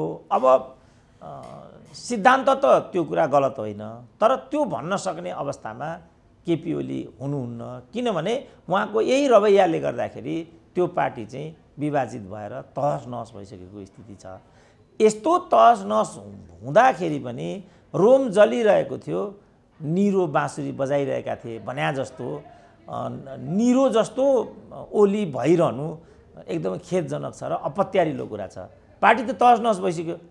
त्यतिका पदहरू विचलनमा गइसक्यो। चुनावसम्म पुग्दा फेरि एकचोटि फुट्ने अवस्था आयो नि त डाक्टर साहब। अब त्यो म भन्न सक्दिनँ किनभने त्यो सबैको लागि घातक हुन्छ। जसले फुटाउँछन् तिनीहरूको लागि पनि घातक हुन्छ। यस्तो आत्मघाती बाटोमा यिनीहरू किन हिँडिरहेछन् त्यो मात्रै मेरो लागि चासोको विषय छ। अब चुनावसम्ममा के हुन्छ कस्तो हुँदैन भन्ने कुरा धेरै परको बाटो लाग्छ। मलाई त्यो बाटोमा केही भन्नु नै त्यस्तो म अर्थ केही देख्दिनँ। अब अर्को चाहिँ यो संसदको जुन गतिरोध छ त्यही स्थायी समितिको बैठकमा चाहिँ यो संसदमा हामीले गतिरोध कायमै राख्दाखेरि सरकारलाई सजिलो भयो अध्यादेश लिएर आउनलाई। संसद खोलौँ भनेर केही नेताहरूले त्यहाँनिर धारणा राखेको सुनिन्छ। यो खोल्ने दिशातर्फ जान्छ होला अथवा जाँदैन होला भोलिको दिनमा? खोल्ने मोलतोल भयो भने खोल्ने दिशातर्फ जान्छ। अब मोलतोल भएन भने खोल्ने दिशातर्फ जाला भने जस्तो। किनभने एमाले माथि चाहिने भन्दा बढी प्रहार र दुर्व्यवहार भएको छ यिनीहरूबाट। खुल्लम खुल्ला सम्पूर्ण राज्यका संरचनाहरू एमाले विरुद्ध लक्षित छन्, केन्द्रित छन्। दुर्भाग्य यसको लागि उनीहरूले माधव नेपाललाई नै हतियार बनाएका छन्। माधव नेपाल किन यो हदसम्म त्यो हतियार बन्नको लागि तत्पर हुनुभएको छ त्यो कुरा मैले बुझेको छैन। तर इतिहासले यसका लागि उहाँलाई धेरै नराम्रो सँग कारक मान्दछ र यसलाई यस अगाडि बारम्बार उहाँले उभिरहनुपर्छ भन्ने मलाई लाग्छ। तर एमाले सजिलै हतियार बिसाउला भन्ने कुरा उसको विगतबाट पनि त्यो कुरा पुष्टि हुँदैन। अहिले त उमाथि दुर्व्यवहार भएकै छ, तपाईँमाथि तारन्तार दुर्व्यवहार भयो भने तपाईँले मर्ता क्या नकर्तामा जानै पर्ने हुन्छ। यो ठिक हो कि गलत म डिबेट गर्न चाहन्न, तर एमाले माथि चाहिनेभन्दा बढी प्रहार र ज्यादती भएको छ। त्यस्तो बेलामा एमाले त्यो प्रकारले हाउसभित्र चित्कार छोड्नु चाहिँ अस्वाभाविक हुँदैन। सही हो कि गलतमा फेरि डिबेट गरौँला, सजिलै उसले हतियार बिसाउँछ होला भन्ने मलाई लाग्दैन। अब एमाले बैठकभित्रै उठेको प्रसङ्ग जुन यो भीम रावलको राजीनामाको प्रसङ्ग हामीले उठायौँ, त्यहाँ चाहिँ भनाइ के आयो भने माओवादीबाट आएकालाई चाहिँ केन्द्रीय सदस्य मनोनित गर्ने अथवा प्रायोरिटीमा राख्ने यस्ता खालका कुराहरूमा अलि बढी जोड भयो। 10 बुँदे गरेर अब पार्टीभित्रै रहेकाहरूलाई चाहिँ कसरी हुन्छ पल्लो भित्तामा पुर्याउने खेलमा मात्रै अध्यक्ष लालायित भएको, त्यस दिशामा उन्मुख भएको भन्ने खालको उहाँहरूको आरोप चाहिँ त्यहाँभित्र मुखरित भएको सुनिन्छ। हो डाक्टर साहब? त्यस्तो होला, तर तथ्यले त्यो कुरा सिद्ध गर्दैन। जुन बेला भीम रावलको त्यो प्रतिक्रिया बाहिर आइरहेको थियो, ठिक त्यही मिटिङबाट चाहिँ महाधिवेशन तयारी समितिको सहसंयोजक सुरेन्द्र पाण्डेलाई बनाइएको छ, त्यसको संयोजक बादललाई बनाइएको छ, सहसंयोजक सुरेन्द्र पाण्डेलाई बनाइएको छ। त्यो चितवन भएको भएर त्यसरी जोडिएको हो कि डाक्टर साहब? फेरि होइन, नवआगन्तुकलाई उचित मर्यादा र स्थान दिनु परेन। उनीहरूले त्यत्रो आफ्नो पार्टी परित्याग गरेर नयाँ पार्टीमा आइराखेका छन् भने एक त उनीहरूलाई उचित स्थान दिनुपर्ने नै हुन्छ पहिलो कुरा। दोस्रो कुरा, उनीहरूको ऊ पार्टीमा राजनीति लगानी छ, त्यसलाई पनि त निषेध गर्न त सकिँदैन नि त। दोस्रो कुरा। अब तेस्रो कुरा, तपाईँ हिजैदेखि हेर्नुहुन्छ भने, राजाकै पालादेखि हेर्नुहुन्छ भने मन्त्री त कुनै एउटा खाटी पञ्च त भएन, मन्त्री त परशुनारायण चौधरी भए। राजसभा स्थायी समितिको सभापति कुनै खाटी दरबारिया त भएन, त्यसको अध्यक्ष डाक्टर केशवचन्द्र रायमाझी भए नि। त त्यो राजनीतिक मोलतोल हो, राजनीतिक लेनदेन हो यो। त त्यसमा समायोजन त अवश्यम्भावी हुन्छ र अपरिहार्य हुन्छ। जस्तो साना प्रधानहरूलाई पटक पटक बोके, भरत मोहनहरूलाई पटक पटक बोके, मनमोहन अधिकारीलाई पटक पटक बोके नि। त्यसो भने मदन भण्डारीले चाहिँ आफू संसदीय दलको नेतै नबसिकन अनि प्रतिनिधि सभाको संसदीय दलको नेता मनमोहनलाई उपनेता सीपी मैनालीलाई किन बनाए त? यिनीहरू इतिहास पनि पढ्दैनन् कि क्या? म बुझ्दिनँ। कति सङ्कीर्ण भएका यिनीहरू। यो कुरा सही हो, सबैलाई चाहिँ समायोजन गर्ने, सबैलाई व्यवस्थापन गर्ने दायित्वबोध केपी ओलीमा हुनुपर्छ, जुन उनमा छैन। त्यो कुरा म मान्छु। तर दलीय व्यवस्थामा त दलको एउटा दिग्दर्शनलाई त मान्नुको त के विकल्प छ र बाबु? त्यसो भने त सीपी मैनाली नै नेकपा मालेका संस्थापक होइनन् त? कति लामो दुर्व्यवहार गरियो त? पुष्पलाललाई नै कत्रो दुर्व्यवहार गरियो त? कसरी खपे त उनीहरूले त्यो कुरा? अहिले म बिजेपीको कुरा गर्छु नि, भारतमा एलके आडवाणीले कसरी खपेका होलान् त नरेन्द्र मोदीलाई? त्यहाँ योगी आदित्यनाथ चाहिँ मुख्यमन्त्री, एउटा योगी भएको व्यक्ति, उत्तर प्रदेश जस्तो ठुलो राज्यको मुख्यमन्त्री हुँदा त्यहाँका जुन सनातनी बिजेपीहरू थिए, कसरी खपे होला त उनीहरूले? के भनेको यिनीहरूले म बुझ्दै। त्यसो भने के गर्नु त? बादललाई पनि के अरे चौकाबाट बाहिरै, प्रभुनारायणलाई पनि चौकाबाट बाहिरै, भित्र नदिनु, छिरो नदिनु त त्यहाँ के भनेको साथीहरूले? मैले यो बुझ्दिनँ। ठिक छ, यसले गर्दा उनीहरूलाई त्यसो भने त कोमल ओलीलाई त्यहाँ पुर्याइराखेको छ। कोमल ओलीको पनि त एमालेमा केही योगदान होइन नि त। रामकुमारी झाँक्रीलाई नै त्यहाँ मन्त्री बनाइयो। त्यहाँ बेदुराम भुषालहरू हेरेका हेरेछन्, जो 12 वर्ष त जेल मात्रै बसेका छन्। अनि के भयो? सबैलाई मन्त्री बनाउन सकिँदैन? प्रभु शाहको पनि त्यहाँभित्र अलिकति गुनासो छ डाक्टर साहब। उनी एमालेमै रहलान् कि अब माओवादीतिर फर्केलान्? अब अर्का घरमा गएर यो पाइन त्यो पाइन भन्नु त उनीहरूको नाजानी हो, त्यो बाटै गलत छ। बादल लगायतको समूहले, मणि थापा समेतले थपकन आफ्नो घरमा फर्किनुपर्छ। मैले पहिल्यै भनिसकेको छु। ढोका बन्द गरिदिएको भए त्यो ढोका बरु म खोलिदिउँला भनिदिएको छु। मेरो रिमार्क चाहिँ यो हो, उनीहरूको अर्का घरमा गएर हालिमुहाली ढलिमुहाली गर्ने, मन्त्री हुने, फलानु हुने, त्यहाँको नेतृत्व हुन्छु भन्ने कुरा आफैमा गलत छ। डाक्टर साहब, हामी अन्तिममा पनि छौँ। यो किसानहरूलाई यो बाढीले जुन अहिले क्षति पुर्यायो, मानवीय संवेदनाको पनि कुरा छ, प्रधानमन्त्रीले सरसर्ती हेर्नु पनि भएछ। तर सरकार अझै त्यो तथ्याङ्क सङ्कलनमा लागिरहेको छ अरे। किसान चाहिँ खेतमा चाहिँ नि त्यो डुबेको चाहिँ नि घर जुन डुबेको छ त्यो सबै अन्न वस्त्र जे छ बाहिर निकालेर रोएर कराई गरेर बसिरहेछन्। तथ्याङ्क सङ्कलनको काम पुरा भएपछि क्षतिपूर्ति भन्ने आएको छ। के हो डाक्टर साहब यस्तो? अब उनीहरूलाई तुरुन्त क्षतिपूर्ति दिनुपर्छ, किनभने ठुलो रुवावासी छ त्यहाँ। त्यति मात्रै होइन, उनीहरूको त जीवनको आधार नै त्यही हो, छोराछोरी पढाउने, स्वास्थ्य उपचार गर्ने, खर्चको सँगसँगै वर्ष दिनको उनीहरूको खानपान पनि त्यहीँबाट हुने हो। दसैँ तिहार चाडपर्व सबैको जोहो पनि त्यहीँबाट गर्ने हो। उनीहरू त्यो सबैबाट वञ्चित र विमुख भइराखेका छन्। मेरो नेपाल सरकारलाई के आह्वान छ भनेदेखि सङ्घीयता हाम्रो लागि धेरै नै बोजिलो विषय बन्यो र सम्पूर्ण रूपमा चालु खर्च चाहिँ अपव्यय भएको र भूमिका भन्ने तिनीहरूले केही पनि खेल्न नसकेको। अब चाहिँ 5 वर्ष हुन लागिसक्यो, 3 वर्ष हुन लागिसक्यो के अरे निर्वाचन भएको। 2टा प्रदेशको त नामाकरणसम्म पनि उनीहरूले गर्न नसकेबाट उनीहरू निष्क्रिय छन् भन्ने कुरा पनि स्वतः सिद्ध नै छ। यस्तो बेलामा निष्क्रिय रहेका र निष्प्रयोजनशील रहेका, पदको लामिकी मात्रै लडाइँ गरिराखेका, चालु खर्चको बोझ मात्रै रहिसकेका 7वटा प्रादेशिक संरचनाहरूलाई अविलम्ब स्थगन गर्नुपर्छ र त्यो खर्च चाहिँ किसानहरूको पीडातर्फ चाहिँ मैले लेख्दा चाहिँ डाइभर्ट गरिदिनुपर्छ। नत्र भने अब खर्चको त्यो त ओभरअल नीतिमा भयो डाक्टर साहब। तत्कालका लागि हेलिकप्टरै छेउमा आउँदाखेरि पनि किसानहरूले यो पीडाको बेलामा ठुलो राहत महसुस गरिरहेका थिए। यद्यपि मन्त्री प्रधानमन्त्री त्यहाँ पुगेनन्। यो बिचमा सत्तारूढ घटकका प्रमुख माओवादी केन्द्रका अध्यक्ष चाहिँ किसानहरूसँग भेट्न आउलान् भन्ने थियो, तर जिप लाइनमा मजा लिएर बसे भन्ने खालको आरोप पनि आएको छ नि डाक्टर साहब। होइन, यिनीहरू त नेतै होइन नि। जसले छोरी बुहारी स्वास्नी बोकेर हिँड्छ तिनीहरू कहिल्यै नेता हुन सक्दैनन् र यिनीहरूलाई नेताको रूपमा तिमीहरूले अपेक्षा गरेको भने त्यो वृथा हो भन्न थालेको मैले धेरै वर्ष भइसकेको थियो र प्रचण्डको पछिल्लो हरकतले त्यो कुरालाई पुष्टि पनि गर्छ। तर म सोसियल मिडिया आफै हेर्छु, यो सोसियल मिडिया प्रयोगकर्ताहरू यतातिर केन्द्रित छैनन्, हामीतिरै केन्द्रित छन् नि त उनीहरू। हामीले नै गलत गरेको देखिराखेका छन् नि। यो कारणले पनि जो गैर जिम्मेवार एउटा प्रवृत्ति हो त्यो प्रवृत्ति चाहिँ प्रवर्धित भएर गइराखेको छ। किनभने यो नेतृत्वमा कुनै संवेदना नै छैन, कुनै जवाबदेहिता नै छैन। उनीहरूलाई यस्तो कुरा छुँदैन। त्यसकारण उनीहरूमा एउटा संवेदनशीलता र जवाबदेहिता आए राम्रो हो। तर यिनीहरू गैँडाको छाला हुन्। यिनीहरूमा त्यो चेतना मरिसकेको छ र यिनीहरूमा त्यो अपेक्षा गर्नु नै बेकार भएको हुनाले मैले के भनेको छु भनेदेखि यो नेतृत्वलाई नबदल्ने र नफेर्ने हो भने नेपाली समाजले चाहेको कुरा कहिले पनि प्राप्त हुँदैन। यो झन् विस्तृत एउटा पाटो छ। त्यसैकारण मैले अघि खालि कहाँबाट ल्याउनु त, अब बजेटको जो कहाँबाट गर्नु। अहिले शोधनान्तर घाटा चाहिँ बिग्रिसकेको, अनि मौद्रिक तरलता अवरुद्ध हुनेतर्फ पुगिसकेको भन्ने छ। ऋण बढेको छ, व्यापार घाटा बढेको छ।